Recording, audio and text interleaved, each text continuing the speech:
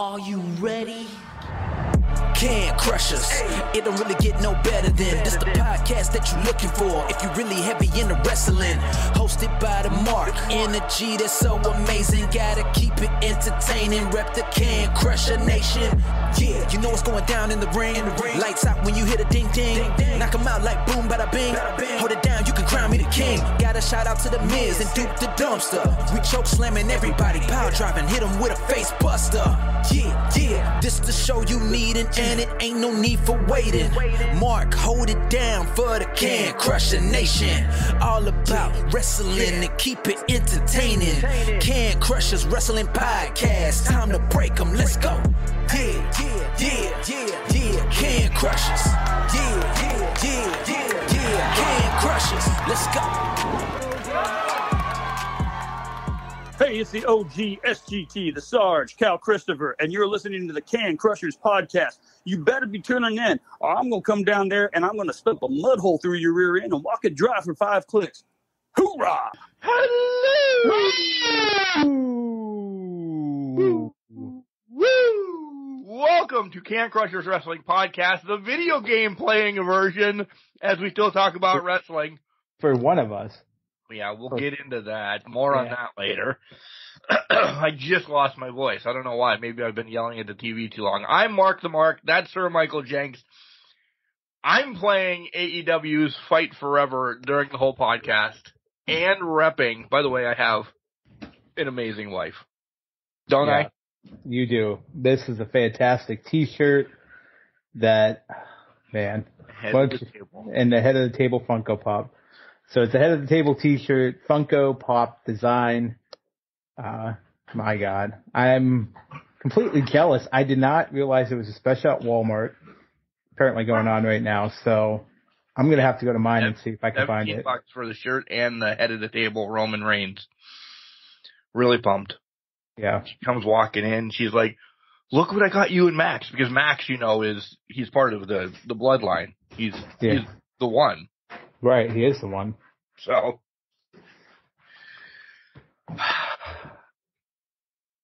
let's start somber before we start yelling and everything. Yeah. Because moments before recording, it came out on Twitter, came out everywhere. Darren Drozdoff passed away. Have not been following as much, know his injury from years ago and everything, but now that I read a little bit, saw that he was in, bad health for the last couple weeks. And this is the first I've heard of it. So I'm saddened that we didn't get an update, that we didn't know what was going on with Droz.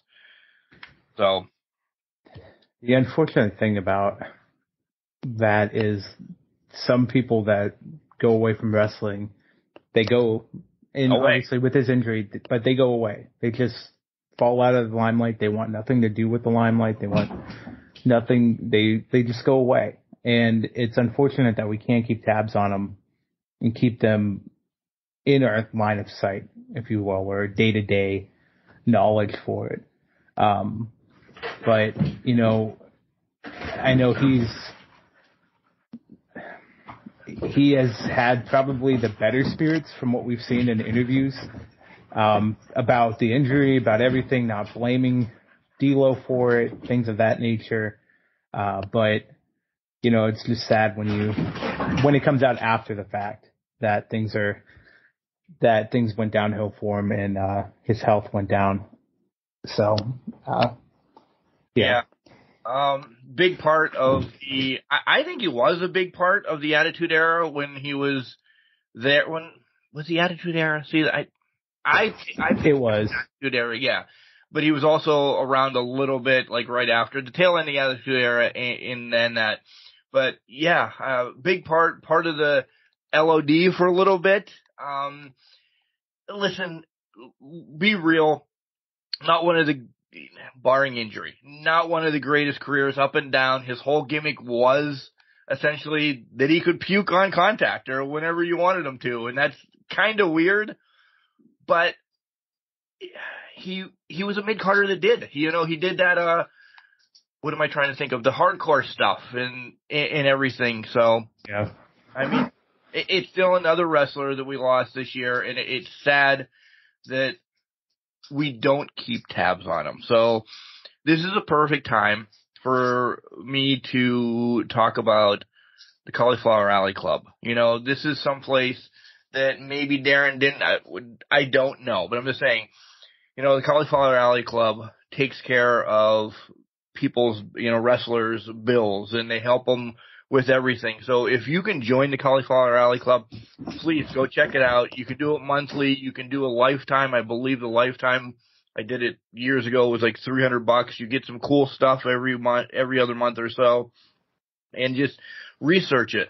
If you want to know a lot about it, and you want to listen to an old podcast, go back and listen to when we had B. Brian Blair on. He talks a lot about what the Cauliflower Alley Club is. He actually introduced us to it, and it does so good across for medical and, just funerals and everything like that. So that if you want to support wrestling, you want to support old school wrestlers, kind of without sending them money and doing what you can, join the Cauliflower Alley Club. That money goes to them. So, yeah. Yeah.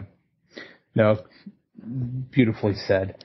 And I think that's something that's not talked about enough around most circles and that. And it could be that not many people know it exists. So I know we bring it up from time to time here on Can Crusher. So guys, donate if you can. Maybe we can add that to the show notes or something for to team. Yeah. So just so you guys can have a direct link to that, and just even if this is the only time we think about it, it sucks that this is when we think about it, right? Right. But it'll still help out a lot of people, a lot of those wrestlers and that experience those hardships that come up in life. So yeah. Many have gone through one-man gang, Abdullah, I'm sure they're going to reach out to Draz's family now. So, raise my glass of Jim Bourbon vanilla. Jim Beam. Jim Bourbon? Yeah, Jim Beam vanilla you're even upset that you're not even doing whiskey now. I totally forgot to do whiskey. I was going to do a beer though. So I will be getting a beer in segment 2. Second segment. Meant to get one earlier, and I need one. But anyways. 2 draws. You see my garb. You see your garb. I'm experiencing a fucking fantastic week, Sir Michael Jenks. That's awesome. This headspace is like, woo! Earlier in the week, whatever. I only found out that this is going to be all about this, about Fight Forever. I only found out that if you pre-ordered Fight Forever, you got it a day early. Yeah. So Wednesday, Mark is trying every which way to get out of going to work or doing anything like that. These do not utter my lips often. Thank God it rained Wednesday morning. Yeah. It rained. Mark got wet. The route was done. Mark used vacation, came home to play Fight Forever. Yeah. Thursday could not. It was a longer day. Things are going on. Other people are off. I was off all day today, which is Friday. Got the whole weekend. Well, besides Sunday, everybody, make sure you watch the Savannah Bananas Sunday night. In Akron? Maybe you see Kelly there. So, it's been a great week. I'm not gloating. You don't hear Mark say this that much, but it's been a phenomenal week. And it ties around this freaking game. And we'll get into wrestling, but Jenks, I've read reviews from other people, and I'm like, why? It's a lackluster road to the elite or whatever. I enjoyed it.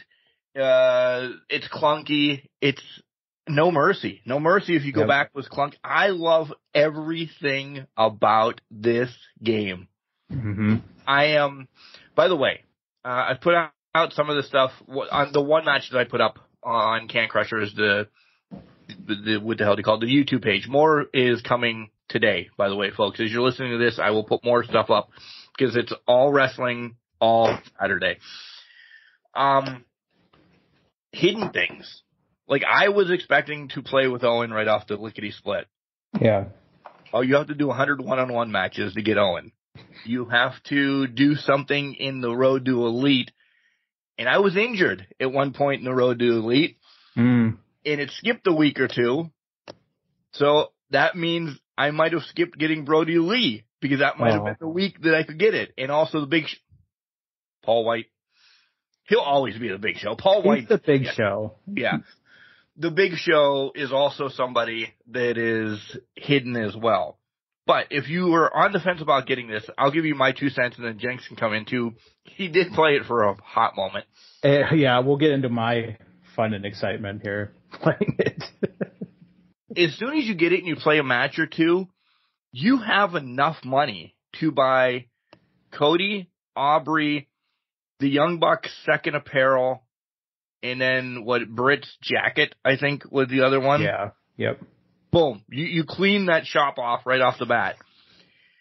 And the shop is loaded full of stuff. I hope, and I don't know if it is because I've not gone online yet at all, if there is or in time that you're going to be able to share your creative wrestlers. Because did you go through any of the poses when you looked at it? I did look at a ton of the poses in that. There's a lot of, and entrances too. There's a lot of inspired ones. Excuse me, ma'am. There's a lot of inspired, influenced WWE ones. They're right off the bat, they're blatant. I mean, yeah. AJ Finn, right off the bat. Yeah. Yeah. Goldberg's on there. Listen, Sasha's, backstabber into her crossface is on there. There's a lot of stuff that you can create whomever you want to. But yeah, that's something maybe I'll do tomorrow and get my guy into the Road to Elite. I did play it with Kenny, and I had a blast playing it with Kenny. I figured, you know what, this guy has put the most amount of time into this game. Why not give him the comeuppance on my end, because he doesn't give two shits, to be the first one through the Road to Elite. And it was fun. But I know I missed some things. I know I didn't do every side match. And I like I said, I was injured because I wasn't eating correctly, or I wasn't doing whatever. And yeah, this game is well worth it. I love every second of it. It's what I need. In the lights out matches, poof, love them. So if you're going to listen to me, go out and buy it. Spend the money. You'll enjoy it. You'll have a blast. It is a la everything on N64 that we grew up with. So no more, no less. Just perfect game. Smash button. Like, I'm really excited once I allow other people to play to beat the fuck out of Kelly on this. Honestly. As you should. As you should. I mean, I was going to say, when do you introduce Kelly to this to get yourself some in-house competition for it? It will definitely be after this weekend. This weekend, tomorrow is all wrestling again, especially, Money in the Bank and this, and I have to figure out where I'm going to watch all of that. And then, Sunday we leave early, so I won't be playing it all Sunday. So maybe Monday, since I'm off again Monday and have a short day on Tuesday, maybe Wednesday she's got a tattoo. Maybe Thursday, maybe a week after it comes out, she'll be able to play it. Once you get those 1,000 matches in, as you can. Yes. So, from my end, son of a bitch at work. All right. Back in. Anyways, So I had the fun and excitement. Mark let me know this when I logged on because I told him what I was experiencing. Apparently, if you have PS4, which I do, there's a lot of errors coming up where it can't, for some reason, it was just crashing it. And from my experience, when I'd set the match, hit OK to start fighting, it would spin for about a second or two, and then it would completely drop off. Throw up this error sign. So apparently right now, for those listening, and if you're experiencing this and you think, oh, this game's just crap because of it, apparently you have to disable from the internet. You cannot be connected to the internet to play it right now. That's the issue. So it's an internet issue. That was the workaround that I saw come out. And right now I'm using Kenny Omega to beat up John Silver, so hopefully I can do this. Although that didn't look good. But yeah, so we're back on. We're ready to go. My takeaway, Mark said it beautifully. This has a lot of No Mercy vibes to it. I didn't understand. I think a lot of people were expecting this to be an RPG type game, which I think is the wrong attitude to have at this. Early on, Kenny and that team said, listen, guys, this is going to be like No Mercy. It's going to be everything like that. So I was coming into here with, I'm getting No Mercy. I'm getting something new generation related to No Mercy. And that's exactly what I got. I just started Road to the Show earlier today before I ran into all my issues with the game. And I started it with Miro. So I haven't even been Miro yet. I won the Casino Battle Royal off the Road to the Elite as Miro before, but then I lost it right away thanks to Hangman Adam Page, that bastard. Doing his cowboy shit in the match. But yeah, so I just started that, but you're right. You get Cody, Aubrey pretty quickly. I pretty much just bought all of that stuff right away. And now I'm working through my favorite match so far, Exploding Barbed Wire Death Match. I don't know. I love that you have to stay away you only have 1:20 or 120 seconds, so 2 minutes to kind of play around in the ring, and then it explodes. And the match doesn't end at that point. And to me, I think that's a cool little mini game in it, so I find it very entertaining from that regard. Outside of that, I think if I could learn to counter, I'd be in great shape, but I'm still learning out the counters, working out the counter kinks right now. I am just smashing the trigger, the bump button, whatever that is, the R1. Yeah. What do you have? You have it on PlayStation 4. Yeah, we've said this already. Yeah, I have it on 4. So on the 4, it says that grapple you have to counter with the left, strike you have to counter with the right. So that's what I've been trying to do. So I kind of have to guess at it and hope for the best, which I just did there and gave John Silver a quick chop. So how many people, I have not played with everybody, but how many people have you played with?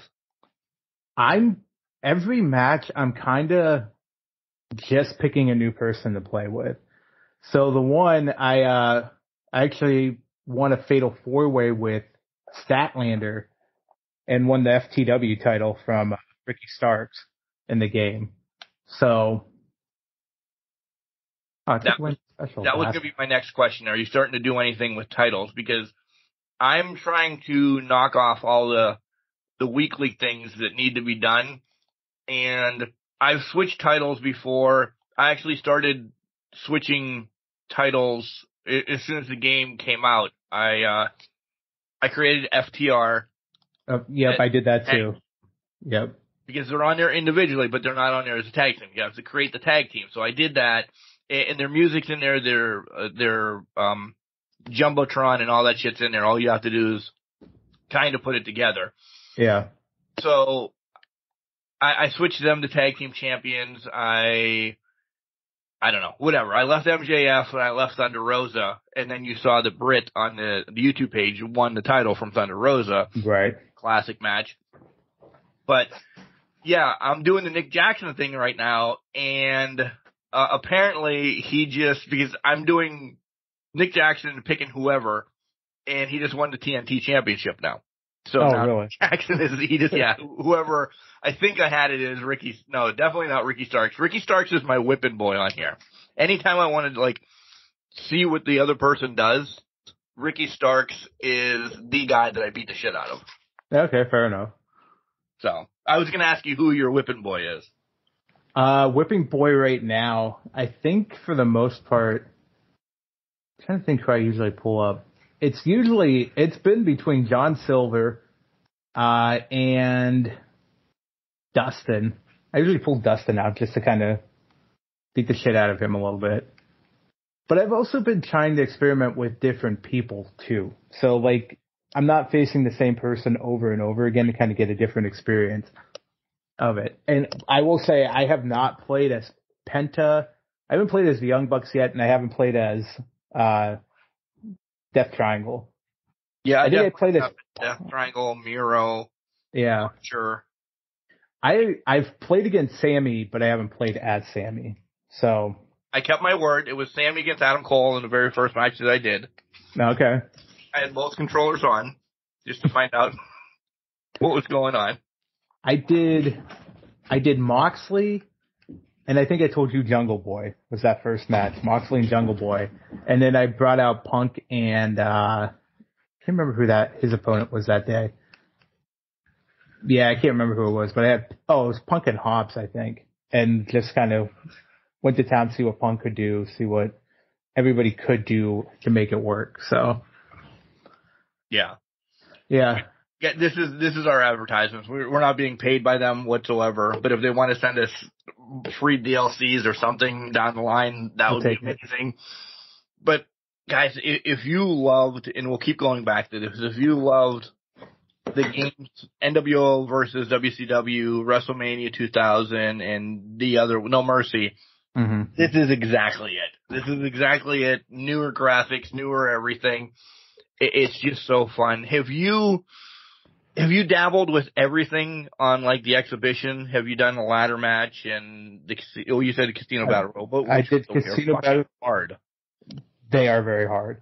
I'm surprised I won the Casino Battle Royal, to be honest, because I was getting my ass whipped pretty much the whole time, but somehow I pulled it out of my ass at the end. I've done everything but the 3- and 4-way matches right now. Because I'm like, I don't want to play those. That's not what I want to play right now. I want to play the one-on-ones, because to me, those are the challenging ones now. Like in WWE 2K, I would actually play more Fatal 4-ways, Fatal 5-ways, because it's harder for me with multiple people to play it. Like if I'm one-on-one, I'm just beating the shit out of somebody and it's over, and it's kind of boring. Right. But everything else I've been sticking to the one-on-ones. I did play a couple tag matches in that to kind of get some bearings in that. But yeah, the ladder match to me, the one thing about that is it's very simple to win if you know what you're doing. So that's kind of good for me. I kind of like that a little bit, but also at the same time I was surprised. Matches. Yeah. Oh yeah. Yeah. Like I was like, okay, you just have to hold each 4 of the buttons in whatever order it tells you to win it. So I was like, okay, that worked. Yeah. I dabbled a little bit in mini games, maybe played each one once, but nothing that I'm like, oh, I really need to go and play these again. But they pop up actually in Road to Elite. They can't pop up if you pick there's so many options. People are saying Road to Elite is kind of watered down. No, there's definitely different options the whole way through that you can skip over this, you can skip over that. But yeah, I like Road to Elite. Yeah, I was hoping. So I think for Road to the Elite, I think it has. We'll get to the Thundering Elephant. Yeah, you'll get to that in the background. Yeah, that one. We're not there yet. But with Road to the Elite, yeah, even though I'm only really fresh into it, I'm wondering how it plays out. If it starts branching off anywhere, if it's pretty linear for all the playthroughs. Because if you remember No Mercy, one decision or one loss branches you into a whole different stratosphere versus, whatever you did. I am peeking because I'm setting up my match. It's Ruby Soho against Jade for the TBS title on my end. I had to mute. I was trying to see. Jesus Christ. Go ahead. Tell everybody the Thunderdome. Well, let's tell you what's going on in the Thunderdome before we get back to it. Earlier this week, as everybody knows, Kimberly's family's going out of town for a week or so. So they contacted me and asked, hey, would you watch our new golden retriever puppy? Get off that table. That wasn't even the puppy. That was the older one. So they go, would you watch our golden retriever puppy? She's 30 pounds. She's obviously a puppy, so she's hyperactive. I'm like, sure. Brought Bailey and her together. Things went great Monday. So I'm like, okay, fantastic. We'll do it, whatever. They brought her about 4 o'clock and, hey, no. They brought her about 4 o'clock. These two are trying to get to know each other and get used to each other. So I gotta, Mark, why don't you take over and talk about Rodeo Elite for a second here? Okay. The Thunderdome's happening at Jenks' house. Rodeo Elite, guys, as I was saying, there's so much to buy in the shop as well. Different poses, different attire, different ways that you can set up your arenas because there's create arena, create a wrestler, create a move set. So all that's in there that makes this so fun and just so retro. As of right now, if you want to get in depth about like, oh, I could do this on 2K, stop comparing. I'm going to tell you right now, stop comparing because there is no comparison. Just like Jenks says, this is arcadey and it's going to give you a base arena that you can change this, you can change that. And the same thing with the wrestlers, so to speak, but it's about the gameplay. That's what this is really about. And just the moves that you can pull off and how fast you can pull them off because it's 1 button, 2 button, smash button, which we're all used to compared to up, down, left, right, circle, this, that, and the other for 2K, for the 2Ks. I will tell you, enjoy.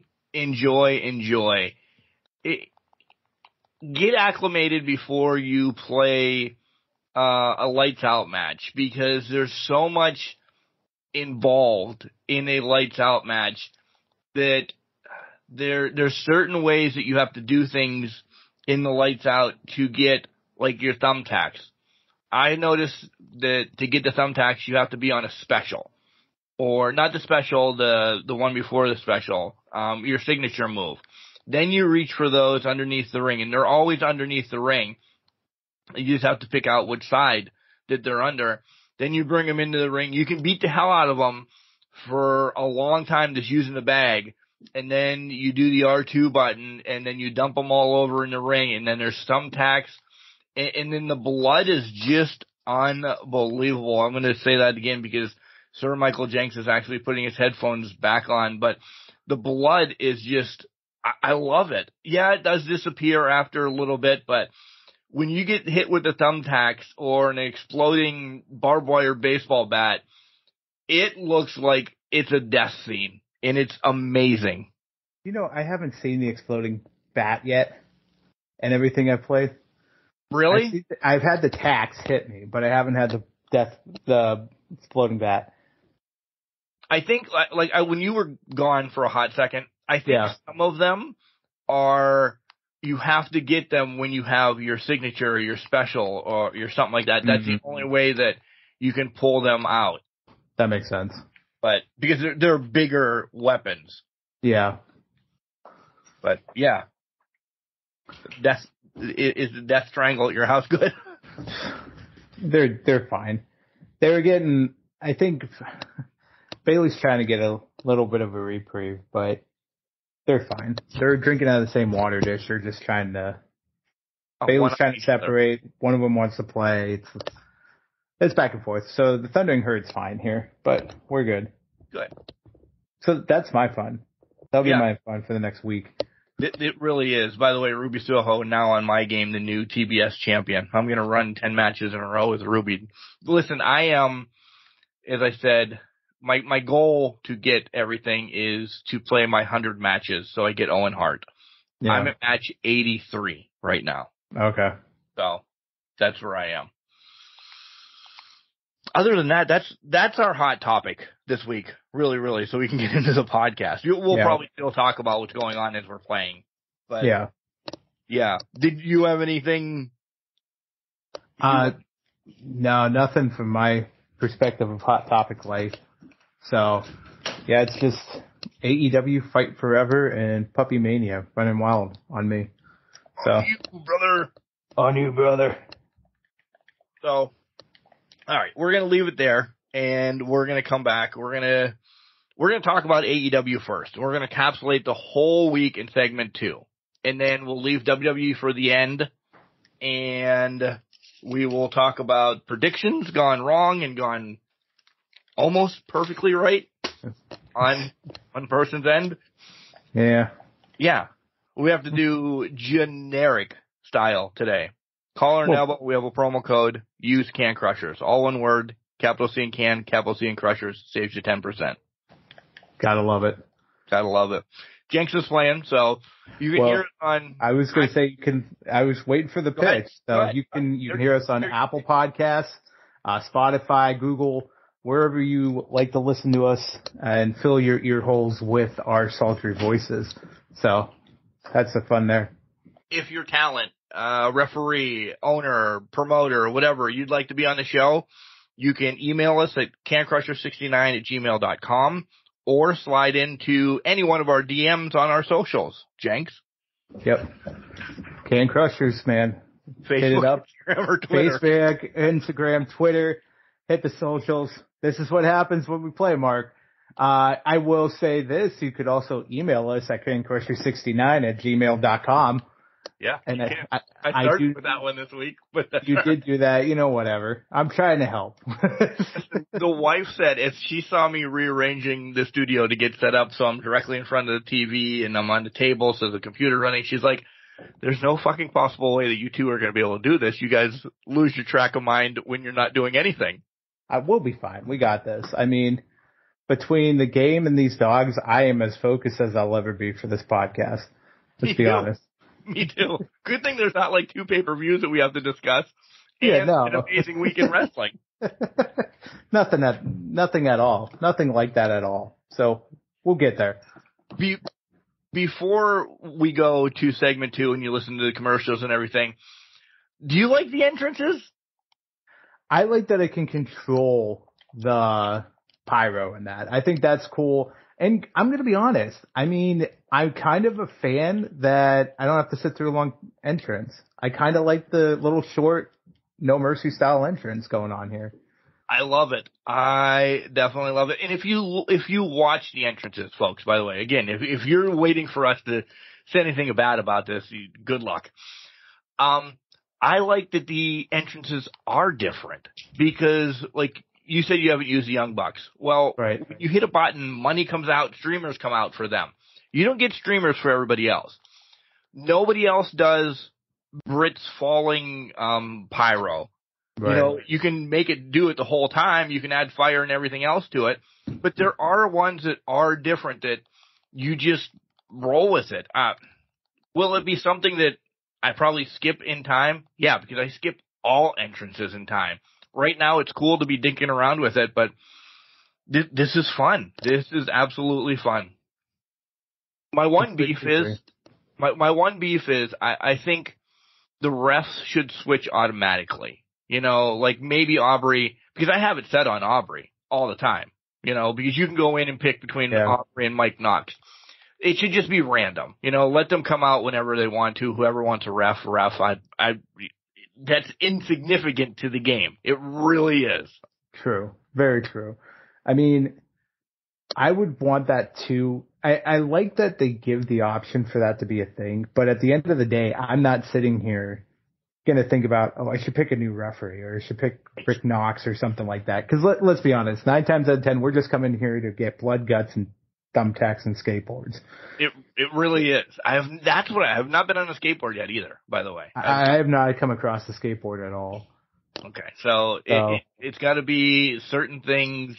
So yeah, I'll probably be going as soon as I get done beating Ty. I'm going to go into a blood and guts match, or not blood and guts match. Jesus, I don't want to say that because if we do get picked up, a lights out match, lights out match. So, all right, here comes Al to tell you more about Collar and Elbow, and we'll be back. We'll be talking about more AEW, just real stuff that happened in the ring.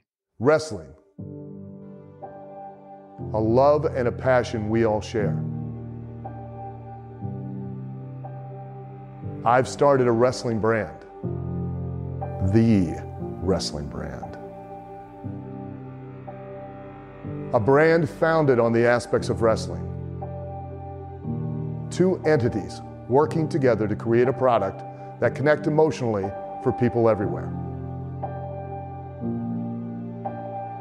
Collar and Elbow is the brand. Passion and love for wrestling is the drive. I am Al Snow, and this is Collar and Elbow, the wrestling brand. This is Foreman Red James, and you're listening to Mark the piece of shit garbage man on Can Crushers. Welcome back to Can Crushers, where it's Fight Forever AEW Wrestling Video Game Day. It's Fight Forever Puppy Mania Day as well going on over here. So it is. Oh no, never mind. I spoke too soon. Open mouth, insert foot. Yep. I do want to tell you one more thing that the wife got at the Walmarts, by the way. This is a huge advertisement for Walmart and Fight Forever today. Macaroni and cheese pizza. Macaroni and cheese pizza? How is that? Amazing. Send her back to pick up 2 more to have in the fridge.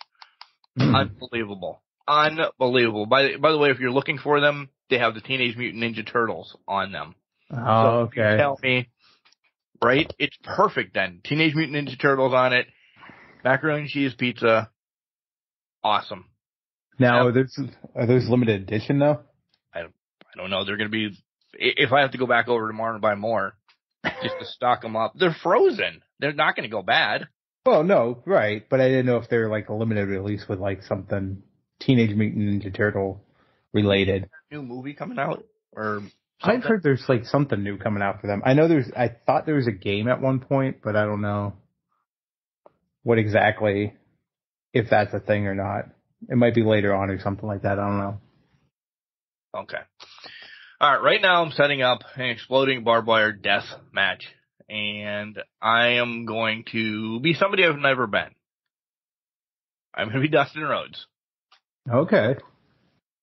And listen, guys, there are presets out there too of different ring attire.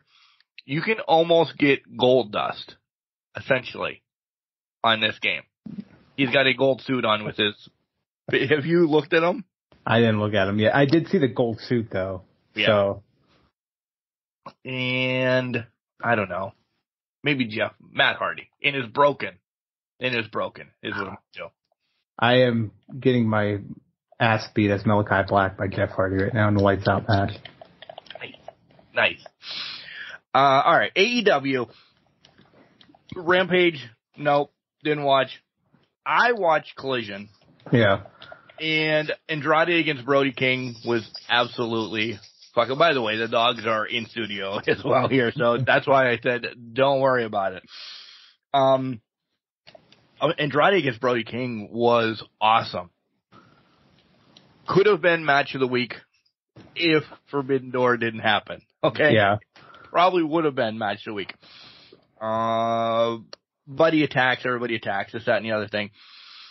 What was long for me, FTR, Starks, and Punk against the Guns and the Bullet Club. Yeah. It was just, and I'm going to say this a couple more times too, talking about AEW.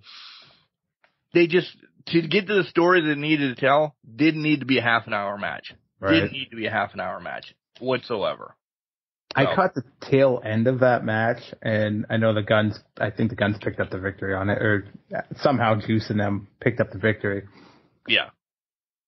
When you say it was a half hour, I can't believe that they would go 30 minutes with an 8-man tag. Yeah. That to me is just wild. Yeah. I don't know why. Yeah. And there was long spots on Dynamite too. But listen, the real meat and the potatoes of all of this is Forbidden Door. And let me tell you, I didn't watch it live. Nor did I watch it in one setting. Sunday about, I don't know, when did I text you? Oh, about. I picked the bar. It was about 5 minutes or 5 o'clock or something like that. Or no, it was close to 7:30 or something like that. Yeah. Well, yeah, it was early because internet was down and you didn't have the resolution time. A tractor trailer that delivers to like one of the parks down the road, industrial parks or whatever, ran into the wires at literally like 2,000 feet away from us and just ripped the wires down, and boom, we're a la no internet, and we stream, by the way, folks. So a la no TV for the 3 hours that they had to fix it. Yeah. I wasn't going to come in the middle of Forbidden Door to start watching it from there. So it was like, all right, catch a little bit on Monday, catch a little bit on Tuesday. It was just a crapshoot of trying to then find time to watch it. But I had to watch it before Wednesday then because of Dynamite and Fight Forever. So it was a crapshoot putting it together. But knowing this, I did not get to watch the opening stuff. So you can tell me about the opening stuff. You talking about 0 Hour? Yeah, the free hour. Yeah, I mean, 0 Hour itself, there's some good things going on there. Obviously, Athena won, and I wouldn't say it was anything groundbreaking. It was just enough to give you that taste for what was to come for the rest of the night. And for some reason, I'm blanking on matches right now, so I got to go back. But people are yelling upstairs. It was the mogul. I got it. Yeah, it was Tom Lawler. So this one happened. Tom Lawler and Serpentico, because Adam Cole was apparently sick the day of, and then Britt was sick on Wednesday, so that happened. Mogul Embassy beat pretty much the Best Friends, Rocky Romero and that, which it was a standard 8-man tag. I don't think it was anything to write home about, really. When you talk about, there goes Jeff Hardy. Damn it, he got up. Sorry, he just rolled me up like a dick. Athena, 2.99. I'm pausing it. Athena did beat Billy Starks, but see, that one was, I think it was a good match, but it was kind of a foregone conclusion. Like, I like Billy Starks. This was her first 0 Hour at all. But I did see this. This. They actually put this on, and I watched somebody recorded this or something. This was Billy Starks' coming out party. Like, for people that didn't know Billy Starks and everything, listen, she's been on the show when she was young, because she's only 18 now. This was her coming out party, and people were like, oh my God, she is that good. Yeah, she got the loss, but now the nation knows who she is, essentially. Which was amazing for her, to get her that national spotlight in that at such a young age. It's fantastic for her, because it's only up from here. It is literally only been up for Billy Starks from this point forward, even before this. So this was fantastic to get her on the national stage and get her on a big time pay-per-view that, is not even being watched just nationally, but internationally too, because you're going to get the Japan audience, you're going to get the Canadian audience because it's in Canada, but you're also getting that American audience that is traditional for AEW. It's fantastic to see for her. Agreed. Then we get to the meat and potatoes of the whole thing. Mm-hmm. The pay-per-view starts, and MJF said it, I don't know if it was Collision or Rampage or whatever, he wants to fight the first match to get away from these indie stars. This is a crock of shit. He shouldn't even be there. And it was perfect that he wrestled this first match. Yep. Because you knew you weren't going to get anything. I'm pausing now too. Yeah. You're not going to get anything that is to come from MJF and Hiroshima. Hiroshima. Yeah. Tanahashi. Yeah. Tanahashi. Yeah. Well, oh my God. Tanahashi. Yeah. You weren't gonna get any of that. No. But I'm going to throw this out there right now to tell you. For me, not one match grading on, 6 beers was less than a 4.5. That's fair. Nothing. This is going to be hard to beat, this pay-per-view. And I know we say this after AEW pay-per-views, but this one just hit. Every match hit. That there's sometimes we're like, ooh, that one kind of brought it down a little bit. I didn't have a come-down match at all. I'm actually now looking back, talking about it now. I'm glad that I watched it in intervals because every match was like, oh, fuck, shit. Mm-hmm. You were watching cool shit happening minute after minute, time after time. I will say I did have a couple threes in here because they just weren't sparking the interest for me. So maybe I put a little bit of harshness on it, but I had a couple threes in here. Tanahashi and MJF, 3.5 for me on this scale. I think it was just because I just never saw MJF getting off of it, and for some reason Tanahashi's not clicking for me, and I think it's because he's getting up there in age, and it's not as crisp as it used to be, right?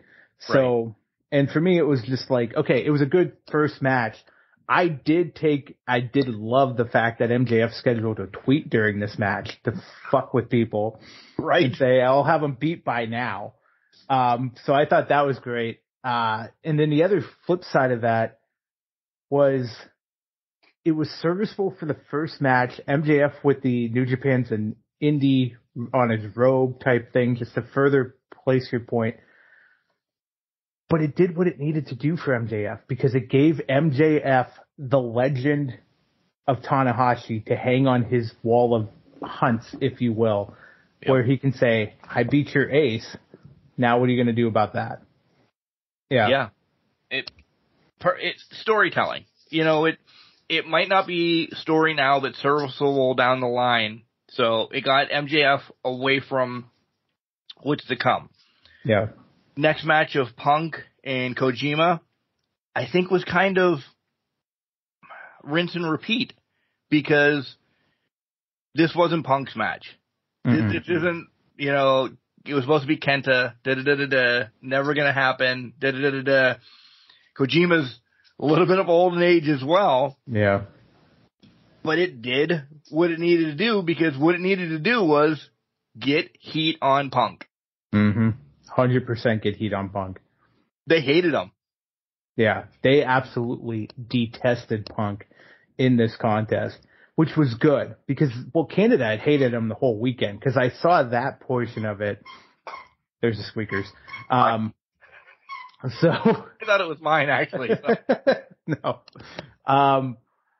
But yeah, Punk hook, line, sinker just wanted to fucking irritate that crowd and poke the bear continuously through it all. And one of the things I also loved the callback here. If you guys have seen the old ROH promos ever, him and Joe sitting around, or interviews, him and Joe sitting around and he's yelling, Lariat, Kojima, Lariat. And he does this in the corner with this most sadistic look, Punk crazed look on his face. Chef's kiss, because it was mocking him. It was feeding into that heel gimmick that he had going on. Also, the fucking leg drop. And I know he did that. I thought I saw he did that during Collision at some point. Did. Went right back to it. Man, it really led up to heel Punk getting his karma when he got elbowed in the penis later in the match. I mean, really did. And I'm going to be Punk right now. That was a strong elbow to the penis. It was a very stiff elbow to the penis. I was like, oh my God. Get ready. Crow in front of me. I wasn't sure about this 4-way match with Cassidy and Garcia and Shibata and Zack Sabre Jr. I knew it was going to be awesome, but I was like, man, even though, by the way, We both have MJF winning. We both had Punk winning. Yep. So, we both, no, I went with Orange. You thought Garcia, maybe to kind of get things going and rolling. Garcia was the star of this match, though. Hook, line, and sinker, he was the star of this match. The dancing off, the strikes, to everything else. Garcia has really proven that he can take any gimmick you throw to him and run with it. Like before, he was 100% that submission, no-nonsense guy, and now he's really grown leaps and bounds in this entertainment, sports entertainer mindset that's him. Where he's dancing and on Dynamite, dancing on top of Keith Lee during Dynamite. He has just absorbed it 100% overall. And I love every minute of it. I will throw this out now as we talk about Dynamite a little bit as well. He's outgrown the JAS. I'm going to be honest. So we know Sammy has. Right. Sammy's done it, but you're completely right. Garcia's outgrown them. I think a lot of the people that are left outside of maybe Hager have outgrown the JAS. And I'm throwing 2.0 in there. Right. Daddy Magic in that. Point, yeah. They are their own thing right now. They're their own guys. Honestly, the JAS is only together by name recognition right now. Lack of better terms. And I think it's barely that at this point. It's the bat is the only thing keeping them together. Mm-hmm. If this was on any other show, this would probably be match of the night. Back to the 4-way. It was unbelievable. It was totally unbelievable. That was my first six beer of the night. Was that 4-way? Yeah. So, but it wasn't match of the night. Not yet. Well, it's not light years. Not light years wasn't even close to match of the night. So yeah. Will it make top 5 probably in Can Crushers? We'll see. Maybe. Yeah. Next up is Sonata against Jack Perry. And this, again, did what it needed to do because Sonata was defending the title. He had the open challenge. And we really never thought, go back and listen to last week, neither one of us picked Jack Perry to win. And I brought reference to the whole idea. I said, we're going to get a change from Jack here in the near future. I didn't think it was going to be Sunday night. So I didn't think so either. That was a complete and utter shock to me. And it was perfect. It was perfect. We'll encapsulate Dynamite as well. He's still young, he's still good in the ring, and he's still banging bitches, or the hottest bitch, or whatever the hell he said. The hottest bitch in the company, he's still banging. So yeah. I mean, I love that they use that also for and this is just a random thing that I loved, because the match overall, I thought it was good, but the aftermath kind of eclipsed it. It eclipsed it a lot. But I love that they used that as the way to transition Taz out of the booth for JR, because Taz was pissed and he was hot.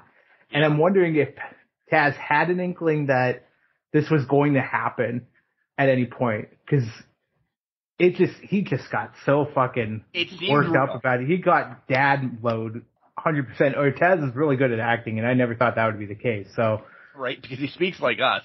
Yeah, he does speak like us. So I don't know.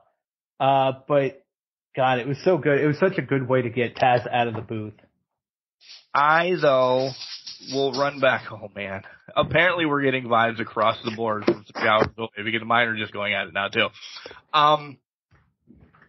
The whole FTW thing, like, Jack's bigger than that. I feel like he's being relegated to something lower going to that. He could have turned, I don't know, on anybody else. Why Hook? Why does it have to be Hook? And I don't understand why they picked him. But yeah, well, something. Go ahead. I think, though, it was the opportunity for them, because they needed to get they need Hook to get a bigger name to go after, right? So Jungle Boy, Jack Perry's that bigger name for them to try to face off with. The other thing is, I think for Jack Perry, we said it a couple weeks ago, oh, he's back with Jungle and we're getting Jungle Hook back. This is a step down from the world title picture. But it's not. It's for an elevation or a change. It's time to allow that change to happen for them. And it kind of helps change the script and flip the script on what we thought was going to happen with it, and gives Jungle Boy something legitimate to do now. You know what I mean? Saying it like that now, I'll give you that. With the character development that he needed, right? I think that's the key here. Yeah. Do you think he wins this title and we don't see Hook for a little bit, maybe to change his character as well? I think that's a possibility, because this could be their best way to, maybe legitimize Jungle Boy in a way where it takes away, it strips Hook of of that undefeated streak that he has, right? Right. It kind of strips him of that. It's a legitimate opponent because this is one of your pillars who's done this. So I think it might be a good opportunity for him. Whether they pull that trigger or not, I'm not sure. I actually hope, as much as I'm bitching about it, I actually hope they do. Because maybe this puts a legitimacy on that title then. I don't know. I'm half and half, and I know I'm being wishy-washy about it, but it really is like, what are we doing? But you've talked me into the whole making Jungle Boy a threat now, so. Well, and that's where I don't know if they're trying to put the legitimacy on the title, or if they're just doing the character development that I think we've so desperately, or Jungle Boy's desperately needed so far. You know what I mean? Yeah. Did we pick anybody for this? No, because this was added late. Yeah. I thought we didn't pick this, huh? Oh, no. I thought we did. No, Whoops. We did not. Yep, we did not pick it. So at least I didn't write it down, so that's enough. Next is the Team Elite against Team BCC, and it did everything it definitely needed to do. It brought it. This is what separated us, along with two others for Jenks, essentially. But we thought this was what was going to separate us in the long haul. This was perfect. I'm not mad that Team Elite won. This was where I was like, I don't know. I'll go BCC, you go Elite. I think this was perfect. Yeah. This was a great match where we could show off everybody, have a 10-man tag, get some good, really bring Takeshita to the forefront. But man, him and Ishii throwing those bombs at each other, and then Ishii getting knocked the fuck out for about, a good 5 minutes or so? Oh, wow. At least. Yeah. I think it was a great way to get those 10 guys at least involved in it. And I laughed at Umino high-fiving fans, and Moxley had to go wrangle him in and during the entrance. Because that was what my favorite. He's like, we're the heels, come on. Well, yeah, you're not supposed to be doing this right now. You're the bad guy. Yeah. You're not supposed to be up in their faces celebrating with them. But it did what it needed to do. It was the strong display of power for everybody involved. And then it got the 10 guys on the card, but it just showed off a lot of what they were trying to do, what they needed to do to get the win. I was surprised the Elite got it, but then again, we had to get to the cage match in a couple weeks here, so they needed to get some sort of win to get us where they need to go. Yeah, we had to get the blood and guts, which is... Yeah, we got to get the blood and guts. Which is in Boston Gardens. So, and that challenge happened Wednesday. Okay. Next up, we have Tony Storm against Willow Nightingale. Again, serviceable. It did what it needed to do. And I know you're like, Mark, you just said everything was 4.5. It was. There was some story twisted into this, but it really was to get the women on the show and show both of them. This is where I thought if we were going to get a surprise, I thought we'll at least get some type of surprise here of maybe Mercedes or something popping up to challenge Tony after this. But more to come probably in a couple of weeks, I think. Yeah, I think this was... look towards that Boston date. I think that's going to be more than just the blood and guts type mentality here. But you're right. This was absolutely serviceable. It did what it needed to do to get, Tony on the card to defend the title. But again, it was one of those things where this could be a good match. This could be a good place to maybe do a quick title change just to kind of shock and awe the crowd. But they weren't going to pull the trigger from what it seemed like. Well, I thought the same thing, but then I thought, well, are you going to have Willow with 2 titles? I don't know. Not that Kenny did it bad, but people maybe hated it a little bit more when Kenny had 2 companies' titles and disrespecting one, so they say, but I never thought Willow was going to carry both of them. And because hers wasn't on the line. So right. Tony winning, Tony won. Yeah.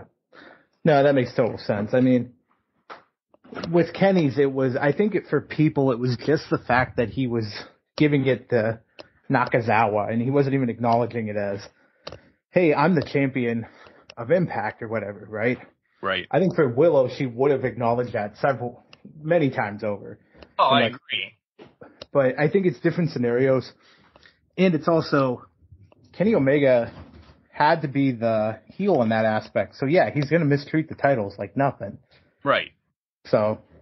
And he did. And it was story, guys. It was story. So he did it perfectly. Yeah. No, completely agree. Speaking of Kenny Omega, him and Ospreay. Whatever we say, Jenks, and I hate to say this like this, is going to be an injustice. This is probably one of my favorite matches of my lifetime now. That's where it is. You've heard me kind of give away my podcast of the year. This already won match of the year for me. I literally wrote in my phone, and let me get the exact verbiage here when I was watching it. Oh, yes. Blackout times Infinity match of the year, runaway. I put contender, but it's definitely the winner. Yeah. The story, everything about it, my God, it was just on par and just fucking amazing. From the moves to the one-winged angel kick out on one to everything hit where it needed to hit. Just so beautifully done.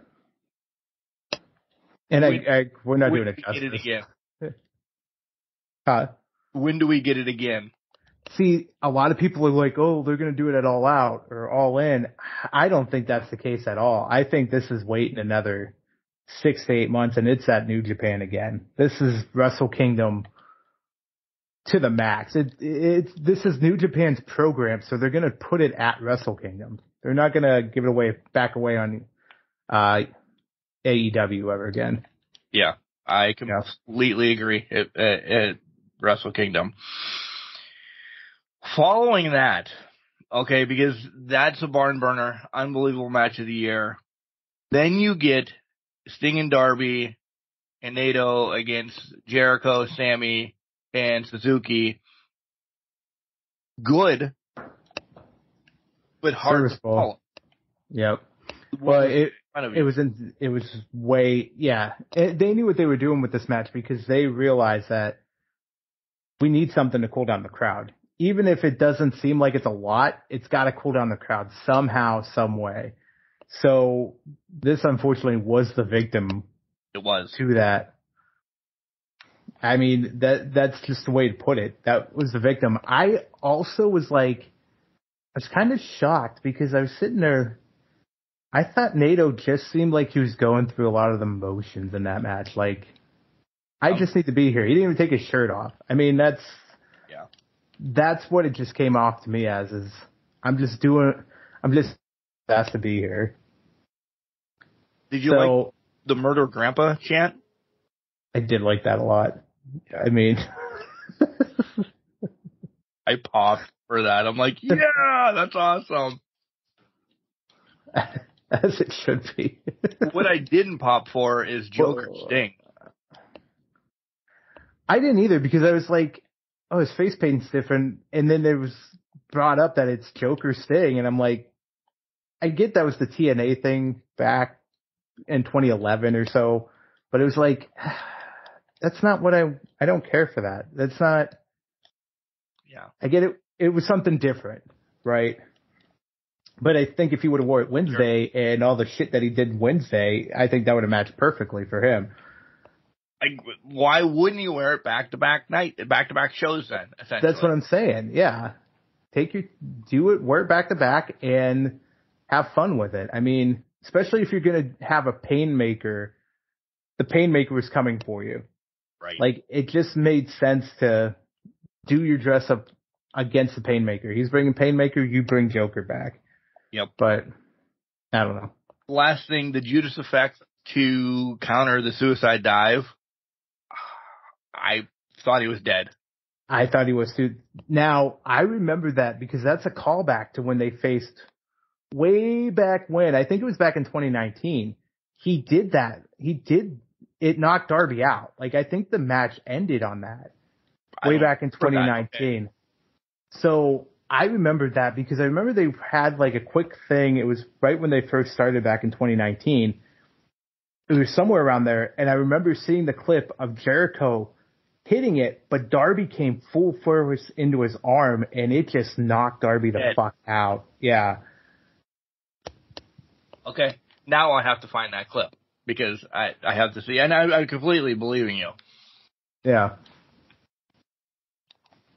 And then if Offspring and Omega weren't on this card, this next match would be match of the year.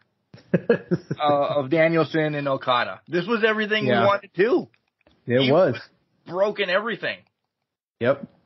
It was fucking forearm breaks, and it was the match it broke. 10 minutes into the match, it was another 10 minutes. What was it, 10, 12 minutes that he went without it. Oh my God, I just couldn't believe it. But even then, he still applied that fucking submission that got Okada to tap, which people, doing your research, it had been 8 years since Okada tapped, and it was to Shinsuke Nakamura before he left. So the fact that he tapped out Danielson, my God in heaven, that is such a big, obviously it's a big nod for Daniel, but good Lord Almighty, that is just something you relish this moment, because you don't see it ever. You never see it happen. No. And again, we'll do Injustice, deep diving into this. Just this whole thing, it had me sweating the whole 2 days that I was watching it because it was so good. It really was the pay-per-view I think that we needed almost, right? Yeah. It needed the refresh. It needed that kick in the pants type mentality. Because AEW is getting to that point, and I think it's because they're trying to push the new talent over, trying to get these guys more elevated, and I think it's a lot for us, even though we're sitting here, we agree they're pillars, they're there to be there, they're there to be the future in that. It's hard for a lot of us to settle in and say, I'm fully invested in this now, right? Because it's a changing of the guard, and we have to learn to love these younger guys as they start building themselves up and building their, I can only think of repertoire, but that's not the right word for it, but building their resume. They're building their resume back up to get legitimacy in our eyes. And for some of them, it's going to come easier than others, but having a fantastic night of wrestling to kind of build your foundation on, that's what makes Forbidden Door even better. And it's probably the aura around it and where these are fresh matches. These are things we're not seeing before. You know, it's different combinations. It just piques the interest even further. It really does. So, as a whole then, what do you give this pay-per-view? Well, I got to give it at least easily a 6-pack, maybe a 12-pack, because actually I'm still drunk in a ditch from Omega and Ospreay, so it gets the whole case. It really does. It gets a case and a half sometimes because it was just beautiful, just fantastic. It really was. Then we have some fallout on, I'm going to take a break for a minute. Then we get some fallout of injuries and this, that, and the other. Because Dynamite, to me, did its thing, but in general, it was lackluster after a pay-per-view like that. And I think it had to be because you couldn't bring it twice. Well, there was no way they were going to top the pay-per-view. I mean, there's just no way you can even get close. And to your point, you can't bring it 3 days apart, bring it that hard. No. That's why if you look at the history of those shows that come after pay-per-view, even going back to Raw, the Raw after WrestleManias and that, they always have to rely on that shock and awe value of the surprises to bring people in, to bring that audience in, because there was no way they were going to top the wrestling event. Right? I mean, they're medial day-to-day, month-to-month pay-per-views, yes, but, you know, those don't produce as much as WrestleMania, SummerSlam. Those are where you see those big matches unless it's a diamond in a rough type thing like Sammy and KO from Battleground 2016 or whatever that pay-per-view was called. But for AEW, they knew what they had. They knew they also didn't have the New Japan talents. They knew they had to build what was in Forbidden Door, turn it into some sort of gold or something so that they could go forward with. I don't blame them for having a show that was kind of sagged a bit, but it also, hey, you know what? It pushed things along, which was what it needed to do. And it did. Danielson was supposed to have the match against Ishii, so just sliding Mox into it was perfect. I did like this. Of them beating the crap out of each other. Well, I think Ishii just wanted the chance to redeem himself after getting knocked the fuck out on Sunday, and he's like, I just want to beat the shit out of somebody. Give me Mox. But he didn't. He got knocked out again in this match. I know he did. Like, they went into that, the headlock, the chin lock, for a good 3 minutes because you saw his legs go, or like, oh no, again. They had to reel him in and just kind of say, okay, you're fine. Just let's take a breather. But throwing Mox in for Danielson, BCC, perfect, by the way. Oh, by the way, the only one I missed that we predicted was the BCC match. Jenks missed Okada, and I'm not even going to hold that one against you because we were both like, it could have gone. We didn't know. We just guessed. You being such an Orange fan, but you were like, the whole. I think for that one, hold the loss against you. For that one, it was. I thought about it and like, you know what? I wouldn't be surprised if they pulled the wool. Right. And just gave it to Garcia because you give Garcia such a big boost by beating who was in that ring, Shibata. And he doesn't get the pins on him, but he gets the notoriety for getting those wins, especially against this guy like Sabre. Right. Jr. I mean, honestly, I kind of was hoping that he would get the win and then we'd get Sabre Jr. versus him in a submission match of some sort. But at the end of the day, I just thought, you know what? Garcia was the star of the show, so I'll take that as the win for Garcia. He needed to just show and show out, but so we tied. Deal. I'll say it. I'll believe it in my heart of hearts. Time limit draw. Right. Yeah, 60-minute time limit draw. But jumping back, Dynamite. Mox sliding in for Danielson, perfect because BCC and Eddie's got issues with the BCC. That story was continued. It could have been Yuta in this match, which maybe I would have probably liked to see. Nothing against Mox. I would have loved to see Yuta Yuta versus Ishii would have been, it would have been good for Yuta, I think, to have that kind of legendary, continue what Forbidden Door was doing, putting young guys against the legendary wrestlers from New Japan, put them against the Stone Pitbull and let them go for 10, 15 minutes. I think even if you were to give Ishii the win, that would have been fantastic. It still doesn't matter. You can have the breakdown at the end of it that announced Blood and Guts, and you can still have Mox and Kingston fighting in the back, and Renee have to break them up and separate them, which beautiful storytelling. And the fact she told off Kingston and Eddie back down because he respects women and he respects Renee in this scenario. I wrote that earlier. Later notes, but that was a chef's kiss of the way they did that. Little touch that people were like, oh, she's just a commentator in the back or whatever. If you don't know her and Mox are married, get out from your rock. Yeah, they even have a kid, guys. Come on. Yeah. But just that little bit was like, oh, I see what just happened. It was perfect. Perfect. What do you, Adam and MJF going for rides around town? BFFs, hey, you're better than you, baby. I might buy that shirt. That shirt was sick. I laughed because I thought, if we're not getting some sort of video package from this, I was going to be pissed. And especially in Hamilton, it was in Hamilton, right? Yeah. Is that where they ended up? Middle of fucking Hamilton, Ontario. You don't think MJF's going to run down Hamilton, Ontario in this video package whenever we get it? Oh my God. Yeah. But I thought it was great. I love that Roderick is the token white guy, or just a random white guy. Random white guy. Hey, random white guy. Again, popped on that because I'm a horrible human being. They're either winning the tag titles or they're breaking up in the tag title match.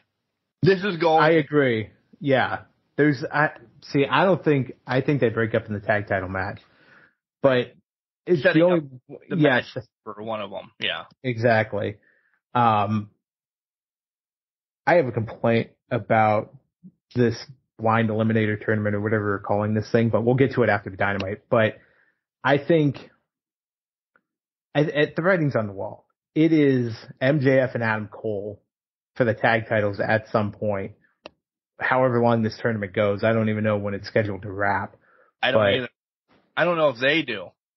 I don't think they do at all because I think they just planned everything and were like, we'll figure it out as we go. Which by some of the pairings that I've just seen, they're definitely flying on the seat of their pants just to kind of get something together for this. Really two random guys that aren't even random at some juncture, and we'll get to that. But don't live out if you're still under that rock. It's MJF and Adam Cole winning this thing. Yeah, there's no way around it. This is where, and it's pretty much the rest of the show, it gets disjointed for me. And it's that early in Dynamite. This Orange, Vikingo, and Keith Lee match against JAS did not need to be 2 commercials long. And then you got people unintentionally throwing power bombs at other people on their team, hitting people on their team. It didn't set up anything. No, it gave Daniel Garcia an opportunity to dance on Keith Lee's back. That's what it did. That was exactly what it did. I don't even think it continued a story between Orange and Daniel. No, it didn't. There was nothing I don't even think there's a story. I mean, the story here is that Daniel's coming for the title, and maybe Daniel is who beats Orange for the title, but it did nothing for anybody involved in this contest except for get 6 guys on camera. That's it. Because they needed it. For way too long. Because there was injuries and other people couldn't work and yeah. Yep. Dark Order versus the Elite. I loved the promo prior. It got me because Dark Order was there for Adam and all his points. And even during the promo, the Bucks bailed on Hangman. Yep. Leave him there. Yep. If you didn't see that story right there, I'm excited for this. I really am. The match itself was good. I enjoyed it. What ruined it for me was the BCC coming out. But, yeah, I think that was the only way they could see to go forward with it. Right. But I understand it. No, I get that. I think it also helped in the regards of doing some character development for the Dark Order, too. Where they've kind of now, they were frustrated with Adam Page, and now they've kind of completely grown away from him and said, we don't need you anymore and we're moving on. Kind of that rift thing. But it's an interesting story that they tell because think about it this way. They just lost Stu Grayson to the Righteous on ROH.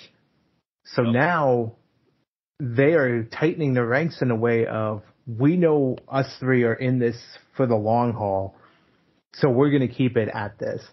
And they're really cutting fat of people that they just consider their acquaintances or people that just aren't on par for them. Yeah. There for them or who want to be in their corner. So I like the character development there, but you're right. The BCC didn't even come out. They could have just, I think it's time for blood and guts, just do an announcement type thing. But again, that's not their way. Their way is violence. They choose violence. So, but who's the fifth guy is going to be the key for the Elite because I don't think it's Ishii. I don't either. And it's not like Kingston can call Ortiz because they had a falling out. Right. Santana, they've had a real life falling out, but I guess technically he's bound to come back soon. And maybe they figured out things personally, or this is another case of I just respect the hell out of him, but I don't like him as a human being anymore type thing that they could play off of that. I don't know, but it'll be interesting to see where it goes from. Again, we kind of talked about the Jack Perry thing. He's getting rid of the music. He's young, cashing fat checks, banging hottest bitch into place. Yeah, so Sammy's cue cards pissed me off. By the way, I'm gonna be honest. I went to the bathroom. I didn't even read them. What were they? I don't know what they said, but he used both sides this time. Oh. So he held one side up, he had to flip it over, and he says the other one that you could read everything all at once. Like, I like the generic, hold it up, throw it, hold it up, throw it. So I didn't read it. Essentially, it Mark was on a strike. He was ready for the match, the main event. Ruby didn't have a match, then she got a match because Britt was sick. What the hell by the way, they went to Seattle, Adam and Britt. Is where they were for something. I don't know if it was for the game or if it was something for AEW. They were in Seattle, and that's where they got sick. Okay. I was wondering how they got sick. I forgot they went to Seattle for the game and that. Because I did remember seeing they went to Nintendo, they visited Nintendo site, saw what was going on there. So, okay, that makes sense. Yeah. So, Alexa Nicole got her ass beat with Britt's finisher. Yeah, with the lockjaw after she stole a glove from the ref. So, we both said Britt's not getting out of the first round. I don't know now. I think it solidifies it because I think this was just to piss off Britt to get her very hot and, get under her skin a little bit. Yeah, get that dastardly little rub. I'm going to be honest. I thought this was Ruby's best promo since she's come to AEW. I agree. It was great. She did everything perfectly with that. I think it's just to kind of. Well, that's bullshit. Anyways, something's not right. I can't defend the titles against FTR for some reason, and I swear I changed the team up, so I got to look at that. But. This is Ruby's best promo, but I think in the long run, this is just setting Britt up to fail. I think this is just the Outcasts are going to get one over on her and kind of just, it's to get her worked up more than anything. Play that little psychological warfare type thing that we see all too often. Is it Britt's time to get the title back? It's been about 2 years. Maybe.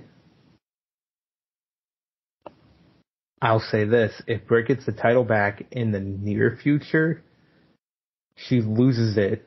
If she gets it way before All In or All Out, whatever one's in London, she's the one that's losing it to Saraya in London. And it could be because Jamie's that injured. Right. That's what I'm thinking. Yeah.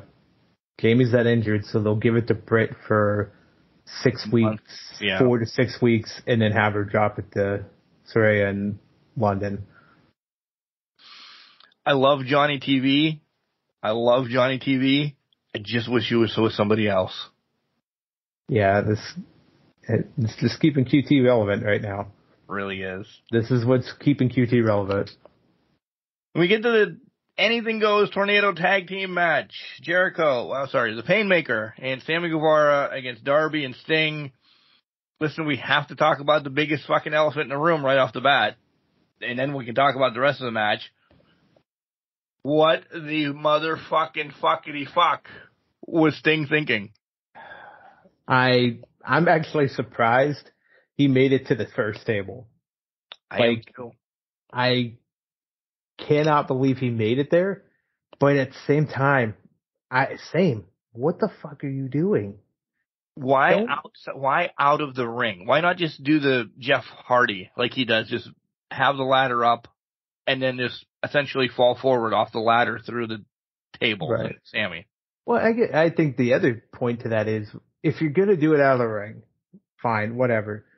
But why do we think he needs to jump 25 feet, or however the fuck long that was, to get there? Put it closer. Yeah. Give the guy a break. 5? Right? Yeah, he's mid-60s. He's not going to get that much jumping his giddy up. So. And what was the second table there for? I think he was supposed to crash into both to protect him. In case he kind of misshot the first one, he could catch the second one and it would be okay. But when you when you hit the first table with your chin, he went straight chest chin first right into that second table. I'm surprised he even got up for the fucking finish of the match. Too. Apparently, though, after Dynamite went off air and prior to them recording Rampage, he kind of got on the mic and said he's all right and everything, but still, dude, you're 65. You've never done that as Surfer Sting or Crow Sting. Now you're over here jumping. What was it? Last year he jumped off of the fucking balcony. Yeah. Dude, he did it multiple times. Yeah. We don't mind your, once every 2 months match or whatever. That's fine. Just stop doing that or you're not going to have matches. You're turning into Darby. You're supposed to be mentoring Darby and saying, this is what you're not supposed to do every time. He's doing shit like this all the time now. And I'm honestly concerned for his well-being. Darby is a bad influence on him. Whether you like it or not, Darby is a bad influence on Sting. He really is. The match, it was serviceable. But again, it needed to do. It did what it needed to do. But again, I'm going to go off of this. I didn't really care about Painmaker Sting coming out. Or not Sting, but Painmaker Jericho. Why the fuck? That persona didn't need to be brought into this. No, it doesn't need to be at all. This match isn't a blood feud of any sorts. It's just, they just needed to do they just needed something big to kind of draw, I guess. I don't know. Are we getting, and this is a rhetorical question, I think, we're getting Sammy against Darby while we're getting MJF and Cole, because they both need something to do. The two, and I'm going to say it, the two legends are just irrelevant in all of this anymore. Mm. So Sammy and Darby need to do something, and then it may be like an eliminator match. Whoever wins between Sammy and Darby get a title shot of whoever wins from Adam and MJF. Yeah. Essentially. They just need to make this big that everybody's like, yeah, either one of these guys that win get the title shot. Mm-hmm. That's the only thing I'm thinking of this. Yeah, and which was surprising to me because we probably both thought coming into this was supposed to be Sammy's way to get away from the JAS, and now it's like he's turning right back into it. Like he's getting absorbed into it again. It's kind of shocking in that regard. But I wish they would just break him away. Thank you. That's what exactly I was going to say. I'm like, we really want Sammy away. We want Sammy doing his own thing, have him be his own man. It's been a long time coming, but I don't know. It has been. All right, that's AEW. Yeah, in a nutshell. In about an hour, nutshell. I'm still playing, by the way. I don't know. I'm 10 matches away from Owen. I've been playing longer matches. I was just racking through them real quick as soon as I get a finisher, finish people. Yeah. But yeah. By the way, if you want to know, oh my God, how do you buy stuff? Every match that I play, I get a minimum of like $4,500. That's so exactly where I'm at. Money left over, right? So yeah, they're not trying to withhold money from you. They're giving you money to do what you want to do and play what you want. That's exactly it. It's not like you're achievement based and it needs to. You need to make like WWE games where you have to play like 95 things to even make 100 points to buy a fucking arena or whatever it is. Yeah. Buy somebody's fucking pose as a talent. Yeah. This is like, just take the money, buy what you want, get what you want, and do what you want to do with it. Poses on here are like $1,000. So after every match, you can essentially buy 5. Yeah. 4 or 5. 4 or 5 easily. Without issue. Ratings and everything. By the way, did you get any of the secret star ratings yet? Yeah, I got the 6-star and 7-star. I did too. Once, yep. From the Casino Battle Royal when I won it with Danielson. Yeah, I think I got it when I won it with Miro. I think I got the 7-star with that one. I can't remember what I got the 6-star in, but yeah. All right, we're gonna pause here. Come back. We're gonna have WWE in a nutshell, and then our predictions for today's Money in the Bank. And don't forget, we do have, and I held them out. We do have about 5 glorious families that were sent in too. If you remember us saying, don't forget your glorious family, we have 5 to reveal from people and mine and Jenks. I love it. What's up, guys? This is Devlin Macabre, and you're listening to Can Crushers. And always remember, guys, violence is the answer. Welcome back, everybody, to Can Crushers Wrestling Podcast. It's time for WWE. It's time to get glorious first. Let's do time glorious. To get glorious. You want to do glorious first? All right. I do. What do you got? These. Let's read the people that sent them in. Okay. Okay. All right. We got 2 from Facebook, 1 from Instagram, and 1 was an email. Okay. Mm-hmm. I broke it down. All right. Okay. So I'm gonna butcher these names, by the way, from Facebook. Sean Shock from Facebook. Just did it in the comments, and you guys probably saw it. Dolph, Diamond Mind, Austin's Theory, Chad Gable, and naturally Bobby Roode. Well, I think we all know, and I'm not, because I wrote Roode in mine as well. Like, this is Roode's The Glorious Family, so he is involved in all of them. So he's got Dolph, the Diamond Mind, Austin Theory, and Chad Gable. I like the Diamond Mind. That's one I hadn't even thought about, really. And that's a good one because it's the way they are. That's a smart pick. I mean, really? Dolph is kind of that giveaway one. I don't know, though, if I'd put Dolph in mine because I feel like that's the past, right? Right. and I'm Robert Roode. I'm trying to move to the future, so I would want to leave what my past was in the past with that. Okay. I understand. Mine's a mixture, by the way. Okay. You know, but I didn't think of the Diamond Mind. I really didn't. I didn't either. Like, oh man. So I really like that one. Theory, Sean, I'm going to be that guy. I'll be that guy. Gable for me. Like, I don't know if Gable fits in for me. I don't know with his. If I see Diamond, I see Theory, Rude, all can be that asshole. Gable, I don't think he's ever an asshole. Because I think the Glorious family is assholes.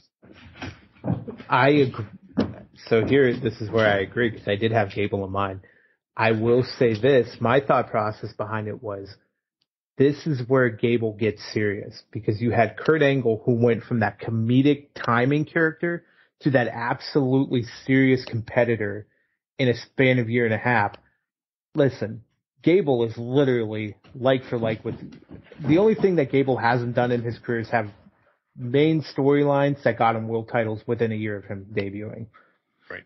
So I think for me, it was, this is a way to serious up Gable. There's a history between Rude and Gable. They were a tag team. They were tag team champions at one point.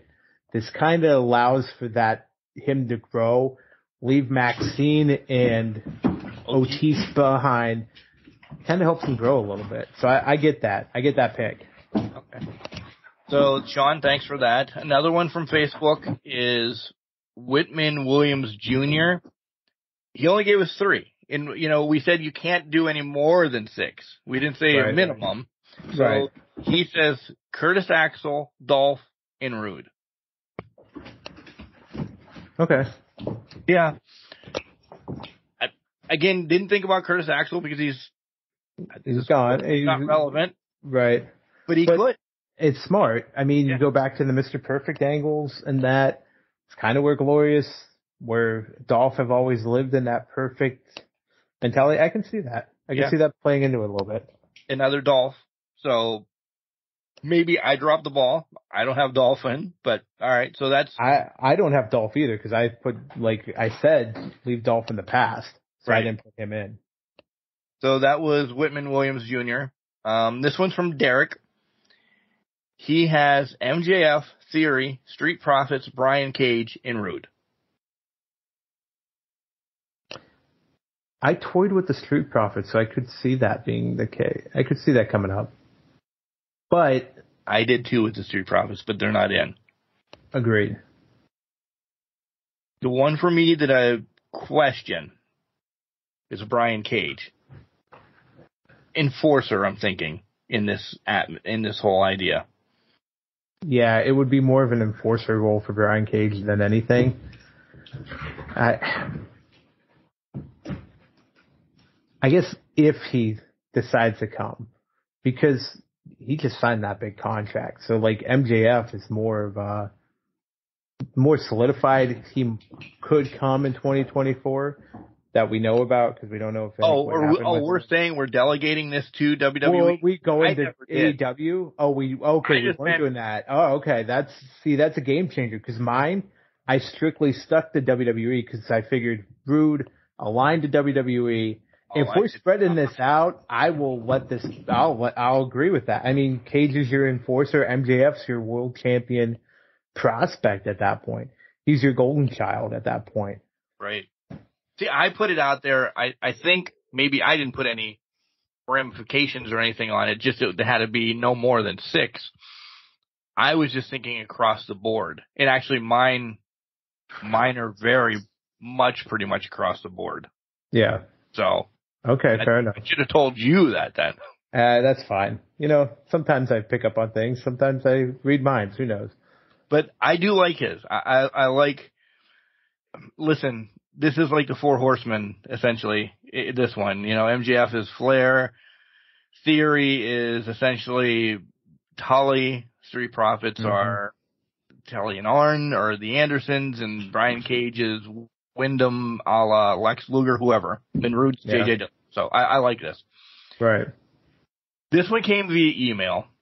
and did it perfectly, by the way. Okay. Perfectly. And it's a callback from somebody from Ask Can Crushers. The other guys might be as well, but this person makes it known. Hey guys, it's Reese. Thanks for using my Ask Can Crushers question. 12-year-old Reese.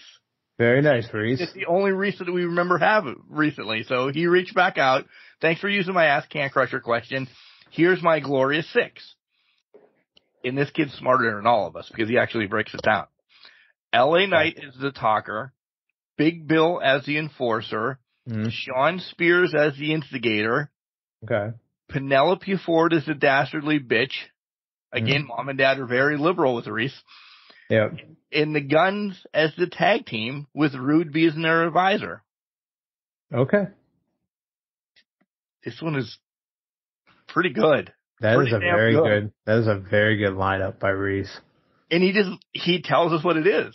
Like, we're just like, I didn't do this in mind, by the way. I just let your imagination think. But Reese, noteworthy that says, LA Knight's going to be the talker. I love that he did this. We all should learn from Reese. I completely agree. Reese on point once again. Good job, Reese. Love it. Right. All right, I'll go since I got the list open. Then you can do yours. Okay. I have Nick Aldis. Then I'm going to steal from Reese as your world champion. That guy. Yeah. I have LA Knight. Also possible world champion, better talker than Aldis. So he's kind of, listen, I know we did the Glorious Family as in 6, this, that, and the other. Everything when it's a group is kind of a la Horseman as well. So I picked LA as like Telly. Okay. I put Pretty Deadly in there. Oh, okay. Tag team. Because we were talking about younger. So I did a little bit of this. And you know I always throw a woman in. I always do that. When she comes back, Carmella. Okay. All right. I like it. So that's my glorious 6. Your glorious 6. It is mine. Because Rude's in it as well. Yeah, Rude's in it. I think Rude's like 6 to 7. Like, he can be that 7th member that's kind of your outside guy. So, obviously, Rude's in mine. I did pick LA Knight, obviously, to be that talking piece. You need the mouthpiece. Chad Gable, I said I added to this because I want to see that more serious side of him, and I think he's going to carry his own. He's an enforcer. He might not look like the enforcer, but he's going to carry his own and be that enforcer. He could also play the role of your instigator in this regard. So take it where you will and how you will in that. Outside of it, I had, I made a pivot during our conversation here. Pivot. Because we did open it up to outside of the WWE. I decided, okay, how do I expand this perimeter? And I thought the tag team division. Now, I'm not going to put FTR in there because that could be a default, whatever you want to be. Right. I'm going to take it not to take normal people. I'm going to take it one step further because I think the potential's there. Big Bill and Lee Moriarty. I think Lee, the way Big Bill obviously can be that big enforcing guy on the team, but Lee can help be the instigator, but he can also be that surprising technician wrestler. And if you want to plug and play here, Lee and Gable are a hell of a tag team to maybe even go forward with. If they don't see Gable, if you guys aren't seeing Gable in that traditional enforcer role, like, because Gable's not that size and stature, you don't see him in that traditional enforcer role, plug and play him with Lee. Let them go as a tag team. Let them do what they want to do.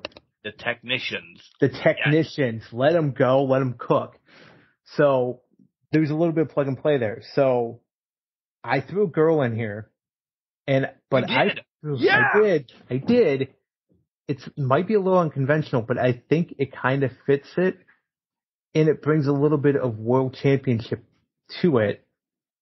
I put the NXT champion Tiffany Stratton in this group. Ooh, I like that. I think the way she's developing her lineage, it's all behind her here, where I think it was worth mentioning and putting her in this glorious group. to kind of think a little bit outside the box. So I throw Tiffany in there as well.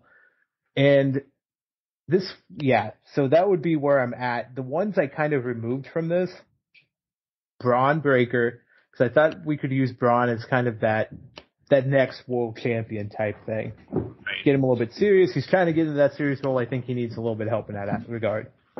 The other one is one that we don't know if he's even wrestling ever, Gable Stevenson. I just threw it out there. He's got a lot of stuff in it, but he would benefit from a Bobby Roode type mouthpiece. He really would. And that would. But I don't think he's ever going to make that transition back. So it kind of made it a little bit easier to say, oh, let me pivot to get some actual tag teams in here and see what we can do with it. But that's where I'm at. I like it. Yeah. All right. Let's talk about SmackDown from last week. By the way, you guys watched SmackDown last night? Pre-recorded, this, that, and the other. Yeah. So, what did you like about SmackDown? You know, it was on while we were kind of still recording last week. We saw up until Ronda and Shayna unified the tag team championships, whatever. I mean, it was Uso heavy. You're not on. I think it was come to be expected that it was very Uso heavy, and of course I can't find any of my notes, but it was 100%. I think they had to steer into that mindset of, listen, we have to bring the Usos up we have to come full circle with this right now. And it was literally just to kind of throw them out in front. She hates being at your house. She does. I gotta go check this out. But I think it was Uso heavy. It needed to be Uso heavy to put something over. All right. So as he's checking that out, main event was Sheamus against Solo. I actually really enjoyed that match. Sheamus had such great months. Go back and listen to everything I've been saying about Sheamus. And I really think that he needs that one title run before he hangs it up. We don't know if it's sooner than later or anything like that, but I really think that Sheamus deserves to be that champion once again, once this bloodline is stuff wrapped up. Just something, just a world champion, not an IC, not a US champion, not a tag champion. Give him his comeuppance one more time. But yeah, you see that Solo is getting set to run the bloodline, essentially. We're all going to see what happens today as you're listening to what's going on. Flair against Lacey, yeah, that was just what it was. Flair beat Lacey. How about all this stuff? And I really wanted to save this for him, so we'll hold on for that. The Grayson Waller effect, pretty deadly. They're ready to take on the Profits and pretty deadly squeak out the victory after they tell everybody who they won against. And yeah, LA Knight against Ray. LA Knight gets the win. And this is leading all up into, Money in the Bank. So yeah. All right. I'm going to jump over to Raw. Well, we wait for him to come back. And Raw was Raw. It was 3 hours for me of muttering through wrestling. It wasn't stellar. The summit was nice. The Money in the Bank Women's Summit, because that kind of got a little chaotic. And the only other thing that I really super enjoyed was Miz and Ciampa that wasn't a match. Somehow, I really connected with that, and I thought, okay, this is going to be a feud. I thought it was said and done last week or 2 weeks ago, but they're going to continue with this, and it's fitting for both of them. I know they had that callback of when Ciampa was brought up from NXT for Miz and, finding him again and all of that. It just is perfect timing for the Miz and Ciampa. Okay, Jenks is back now. I'm going to revert back to SmackDown real quick because I want to get your whole thoughts on the Lacey Evans and Sergeant Slaughter shit that's just going on, which is unbelievable. Well, we thought something was going on. I thought something would come of that because his daughter started tweeting about it. I think what was it, 2 weeks ago, 1 week ago, something like that. And now we find out Sarge doesn't even watch SmackDown because of this. Like, I'm not surprised at all. But I think and I don't know if you brought this up, Mark, it's nobody cleared this with Sergeant Slaughter to say, hey, do you have a problem if Lacey does this? Right. If she comes out like this, or even Lacey reaches out, because as far as I know, Sarge has a good working relationship with the company in some regards, so nobody thought, hey, we should reach out to Sarge and see if it makes sense, or if he has any issues with this right now. Right. So his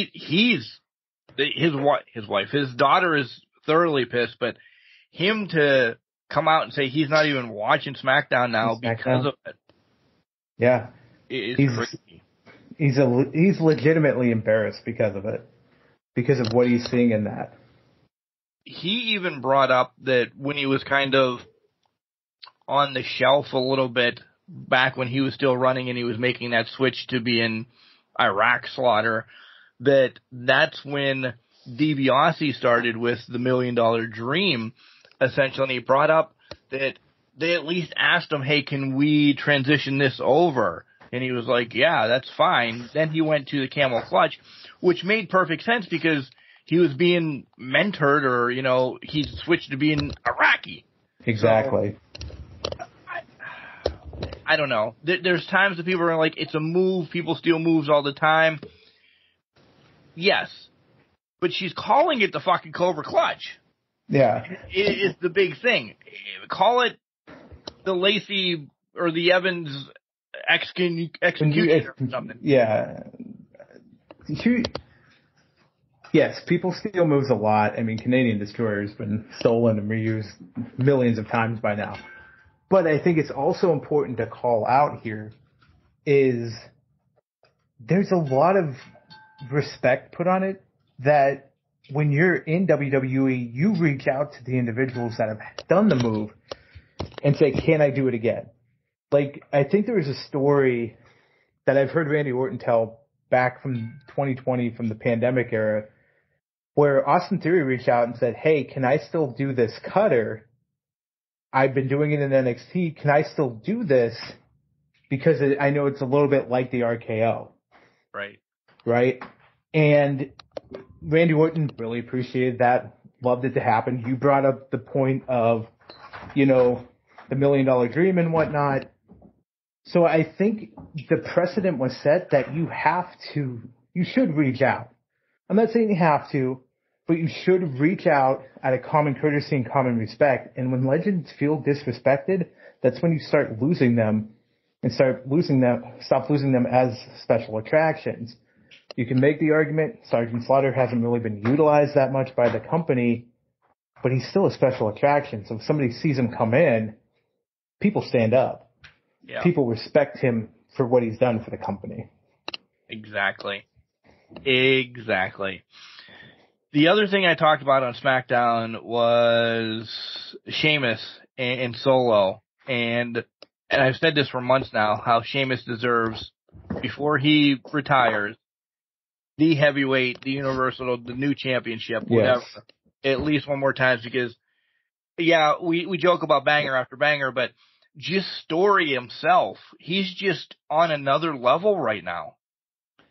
100%. He has clicked it into a new gear, and it's really started since Cripps took over, is because he feels that he can now express himself or he can open himself to be more, put more into the match, put more creativity behind what he can do, what he can say, and he has, let's be honest, he now has an influx of talent that he can work with on a weekly basis that can bring out the best of him in new ways that he hasn't seen in quite some time.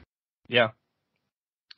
Then I transitioned over to Raw, Jenks, real quick, and I said I muddled through 3 hours. Now, granted, muddling through 3 hours is fast-forwarding a lot. It was a go-home show before the go-home show. And I know, because, they're across the seas, this, that, and the other thing. But it didn't have anything. I was happy to see Cody's dog. Yeah, Pharaoh. Yeah. Finally making his WWE debut. I love that. But you're right. It was, of course. Speaking of dogs, stealing paper towels. Right on cue. Anyways, but yeah, I mean, it's been bound to happen. I think people have been clamoring more for Pharaoh than anybody in a long time. I think Pharaoh's WWE debut has been one of the most anticipated things ever. Leave that. Hey. Yeah. I said I liked the Women's Summit actually because a lot kind of came out of it, but nothing came out of it. It was just chaos, but it gave you a look. So I was excited for that. Cody beating Priest, it does something for me. We'll talk about that here in a minute. Balor attacking Seth, that does something for me. Seth looked like the fucking Kool-Aid man on Slim Fast, though. I did not like the red jumpsuit. He's a fashion icon. I don't know what to tell you. Whether he looks like he's on Slim Fast or not, he's just a fashion icon. But I'm surprised that they let Finn get one more over on Seth. It's really, might be tipping my hand where I'm going in that match, but I think it was just surprising that they keep letting Finn get these one-overs on him. Yeah, I agree. I'm going probably the same place you are. And finally, the only thing I want to talk about is, and I said this right before you came back on, did you love the Miz Ciampa stuff as much as I did? Yes. Because I thought it... But there's a story that is just encapsulating to me. It's being told now. It's one of these things where it's not your traditional, the guy comes back, okay, he beat his former... whoever he was hanging out with at that time before that, and now he's going to move on to other things. This actually sets up a story and gives Ciampa direction, which I think has been, with a lot of returns, lackluster. Yeah. You lose a lot of that. So I thought that's a nice touch. Even if it's a mini 4-week program, it'll be perfect. Perfect to get Ciampa back in the swing of things, get Miz still TV time as he goes forward. So I did like it a lot, but I want to see where it goes before I start giving it all of its roses. Well, yeah, I mean, it's probably not going to make feud of the year or match of the year or anything, but it's at least for both of them, because I thoroughly enjoy both of them on my TV set.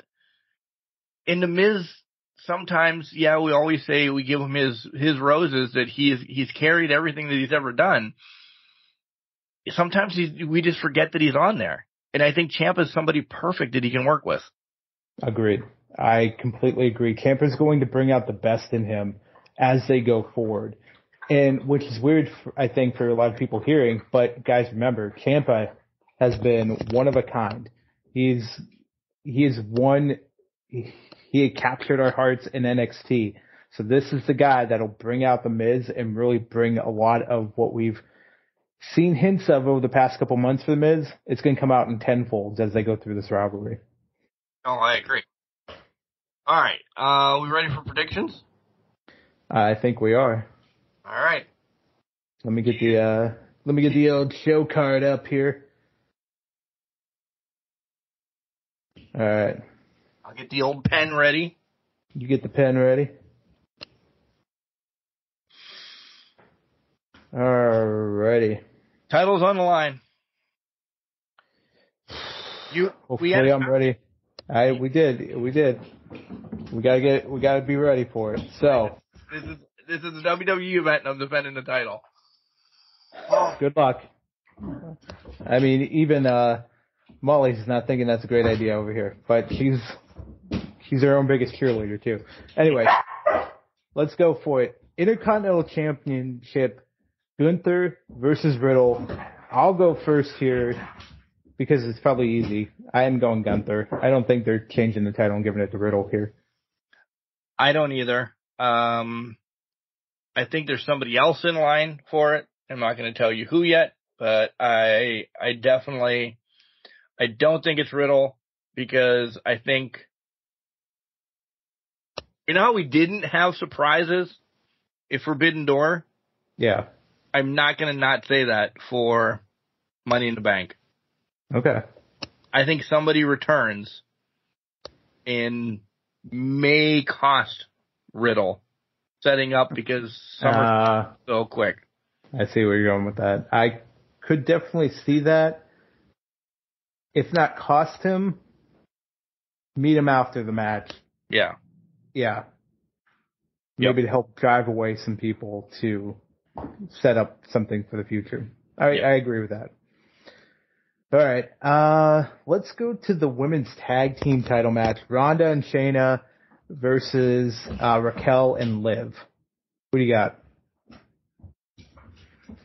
I thought Ronda was ready to take time away, like a minute before she came back from this injury. I thought that was the whole thing.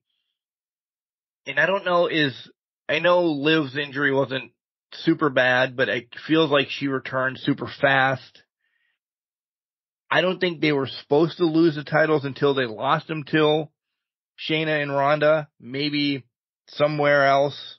But I just, there's something wonky about all of this.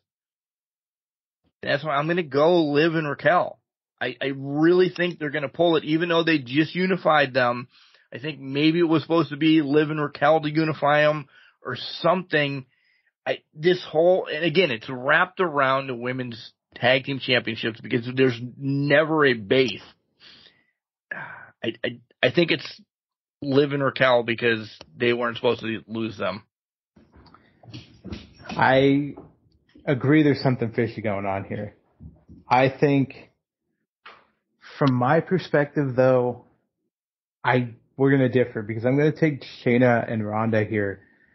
I think even though Liv has come back, I don't see Liv and Raquel being together much longer. So I think this is where they cut the cord. I think Raquel turns on Liv because I do think Liv's the one taking the pinfall in this match, and Raquel is just going to be overly frustrated at that point. And that's where she stops. We saw it with Becky costing her the match. We've seen the frustration start to grow for Raquel. I think this is the tipping point. Yes, I would probably agree with you. I really, really would. We thought we saw the Raquel turn 4 fucking times by now. And the smile, does she join Shayna and Ronda? Or they bail as soon as they get the cheap victory and like that would be, you think they bail? I think they bail. Because I think we need Raquel to be hated. Like, fucking hated. And to put her with Raquel and Shayna would do it. I really do. But I don't think it happens. I think they get one more title shot and then they lose them. Maybe that's where the turn happens. See, I don't know if, I think, so it's WWE logic I'm using here. I think they are banking on Raquel turning on Liv will be such a hateful moment for people that's the trigger that they want to use. And do it across seas. Yes, exactly. I wrote it down, but you know what? You're exactly right because I keep forgetting that it's overseas. It's overseas. Get the shock value. Get the mad pop out of it. All right. Next. All right. Let's go. All right. Cody versus Dom Dom. If this isn't Cody Rhodes, I don't know. I would be shocked, to be honest. Right. This has to be Cody. I don't know if there's anything for me to say on this. I mean, it's got to be Cody, right? It's just got to be. Why would it be anybody else? I know it's Dom, but yeah, I mean, who else? Why? Tell me why it would need to be Dom. Why would it need to be Dom? Dom doesn't need this victory. Dom is in this feud or in this match just to get the notoriety out of it, to have a big name match.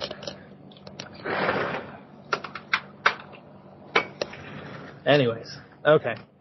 So, on that regard, let's go to the women's Money in the Bank ladder match. So, you have Selena Vega, you have Io Sky, you have Trish Stratus, you have Bayley, you have Becky, you have Zoe Starks. Who you got? Io. For me, it's that after the week, maybe the last 2 weeks, it's been Io to win it, to maybe get that rift. Maybe Io doesn't keep it. Maybe, I don't know. Like, Io Bayley is going to happen, essentially. And maybe we have Io Bayley fighting for the Money in the Bank for a little bit. Because I don't think it's Becky, because I think Becky's got other things to come up with, and we'll get there when her time's right. Yeah, it's Io. By the way, just so you know, I know on SmackDown, if Bayley loses to Shotzi's in, Bayley won. So I was going to say, I didn't think Shotzi would get that victory. No, she last year's bank was horrible for her. Yeah, so they're not. See, I don't think they're going to give Shotzi a lot of chances here.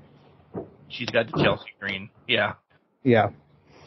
I'm honestly right there with you. I think this is Io's the win. Zelina's in it just for name value at this point. I think they put the LWO in both matches just to have them represented. Yep. Becky's canceled out by Trish and Zoe, and they're canceled out by Becky. I think this is the turning point, the linchpin for the whole damage control implosion type thing. So, Io, I'm with you on that.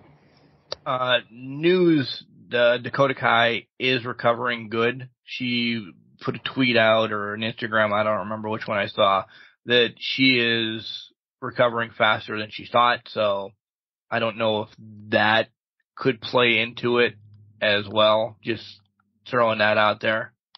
I don't know if she's that healthy or if she was that injured, but there's a possibility Dakota could be around too. But that would definitely solidify Io then for me. Yeah, I would agree with that 100%. All right, let's do the men's now. Men's Money in the Bank. 7 guys in here. We played with it. Superstar notoriety. Johnny, YouTube personality. Logan Paul. Yeah.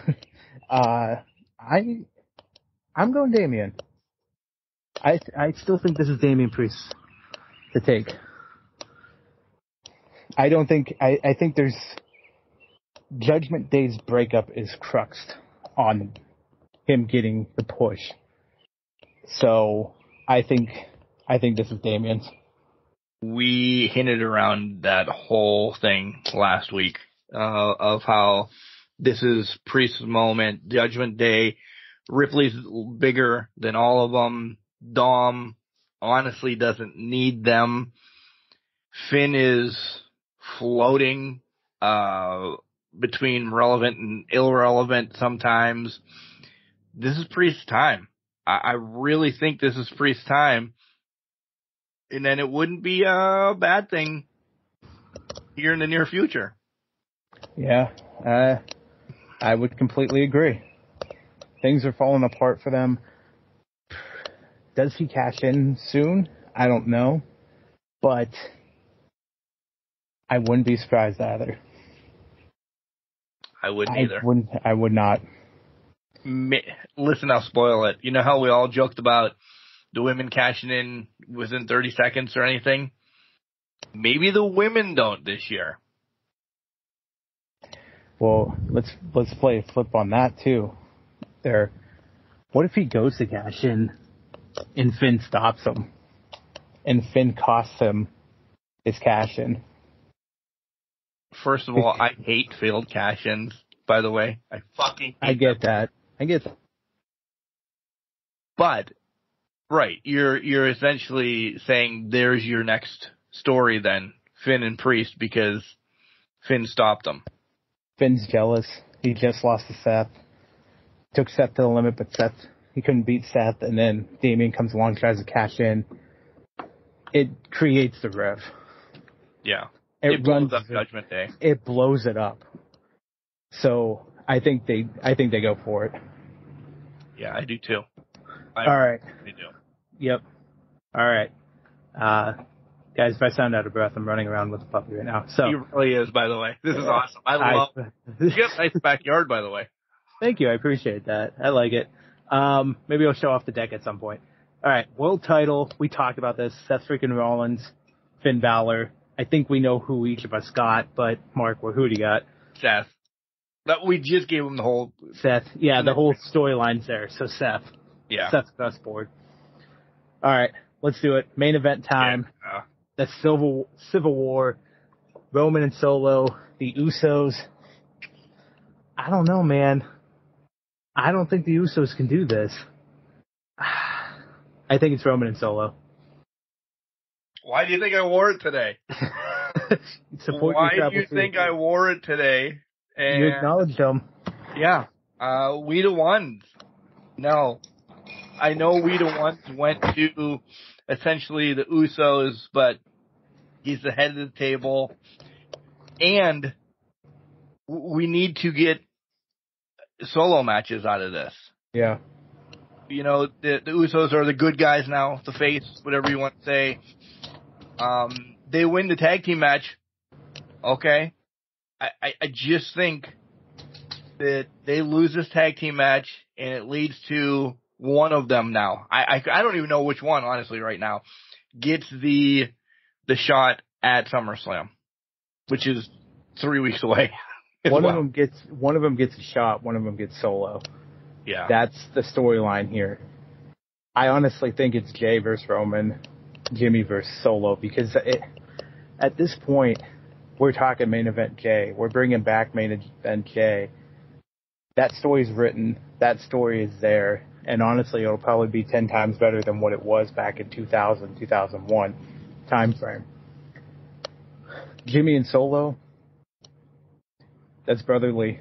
Just brotherly hate. Back and forth. Brotherly hate. Sibling rivalry. I was trying to get that out. But, yeah, I think the money's on Jay and Roman because that's the story that's been told. Between Sammy to Jimmy, now to Jay. Jay has always been that crux point of he's the left-hand man, he is now, or the right-hand man, he has now left Roman Reigns high and dry. This is his story, his go-forward approach. We only have one differential. It's the women's tag title, isn't it? Yep. Yep. So there's either the new champs and the same champ, or there's going to be old champs and a new champ. New champ. Figure that out. Figure that out. Yeah, this is.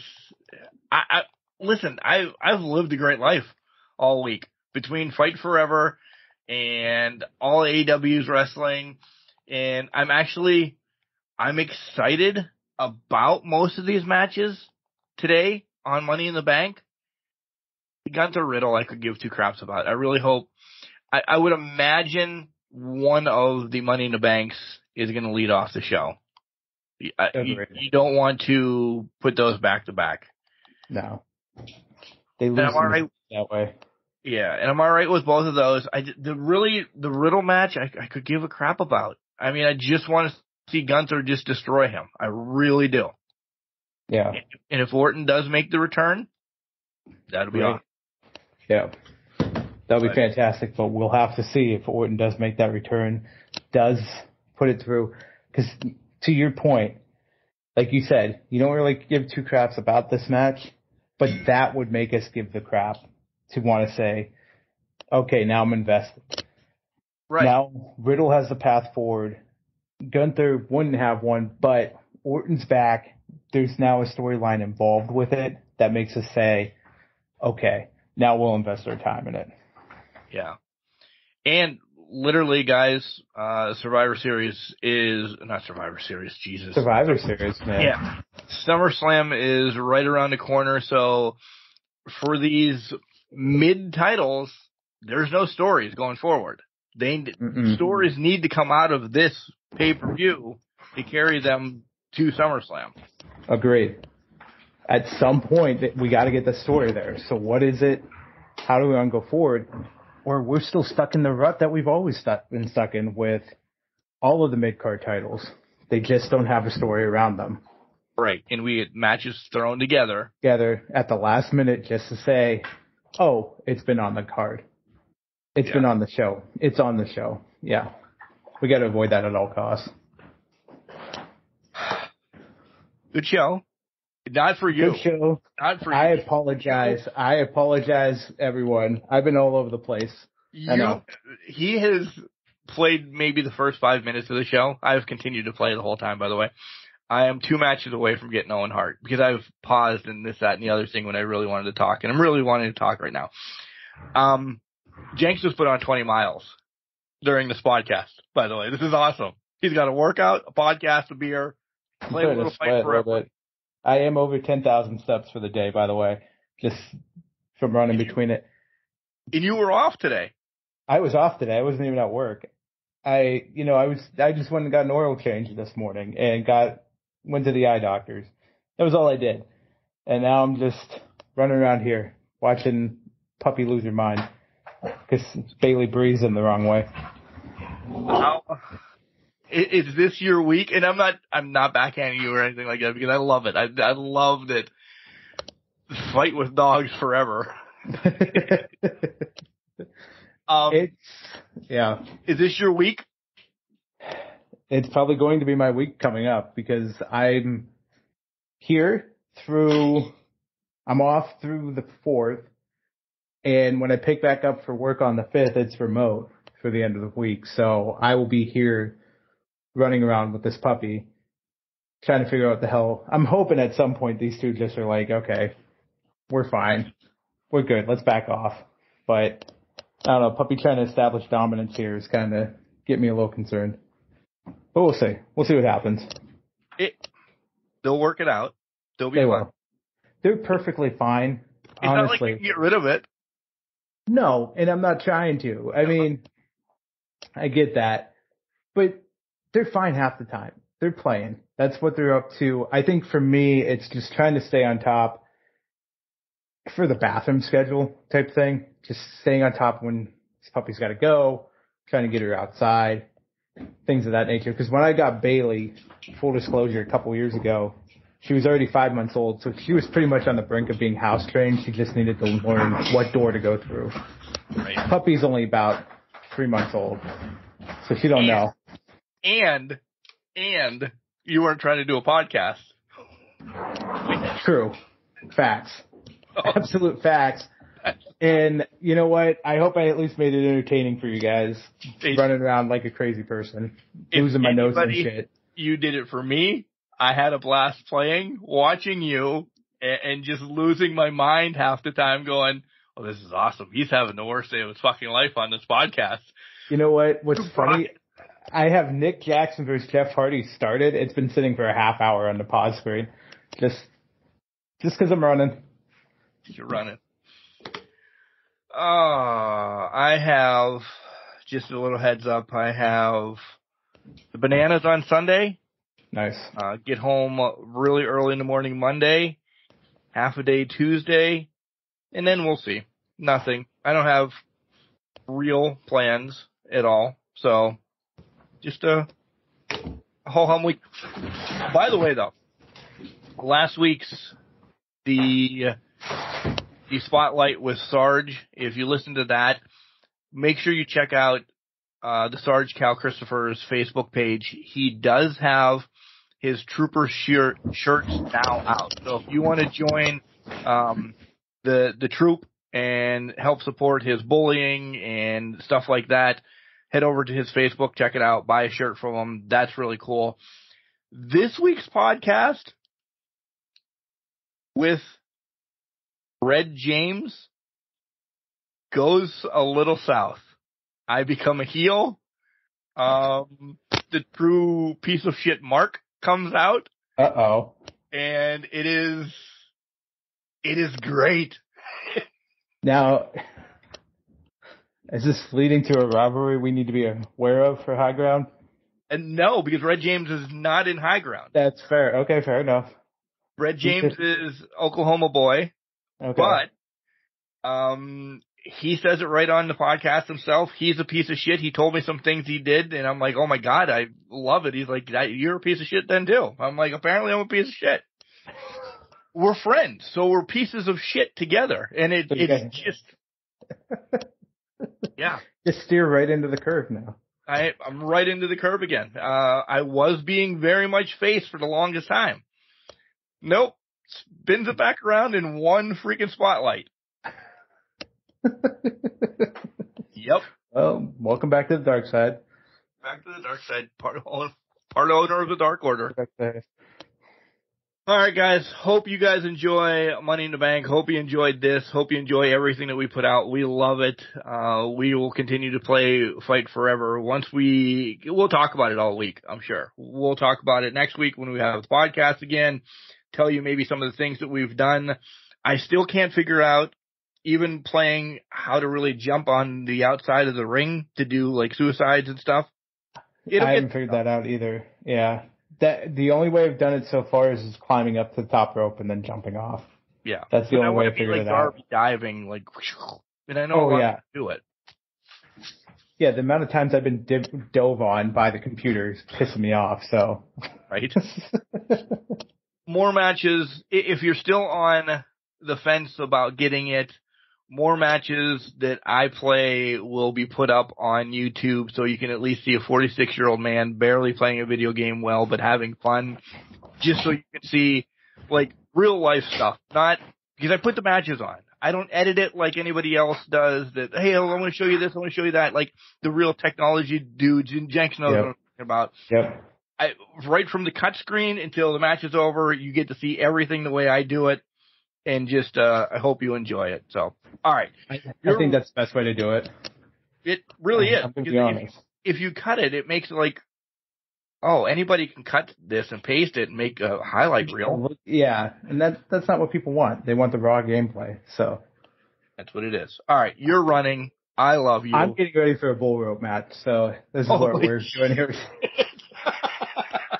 I'm putting, so I have my leash for the dog, but I'm putting out, Molly's leash while I do it. So it looks like a bull rope. So, nice. And she's pulling on me. Sir Michael Jenks' house tonight. Throw me against the wall here. Hit me with a cowbell at some point. So I love you. Remember, just because you're trash doesn't mean you can't do great things. You're a garbage can, not a garbage cannot. Tell your loved ones that you love them. Mark, I love you. Again, you didn't say it back. Jenks, I love you too. Because you never know.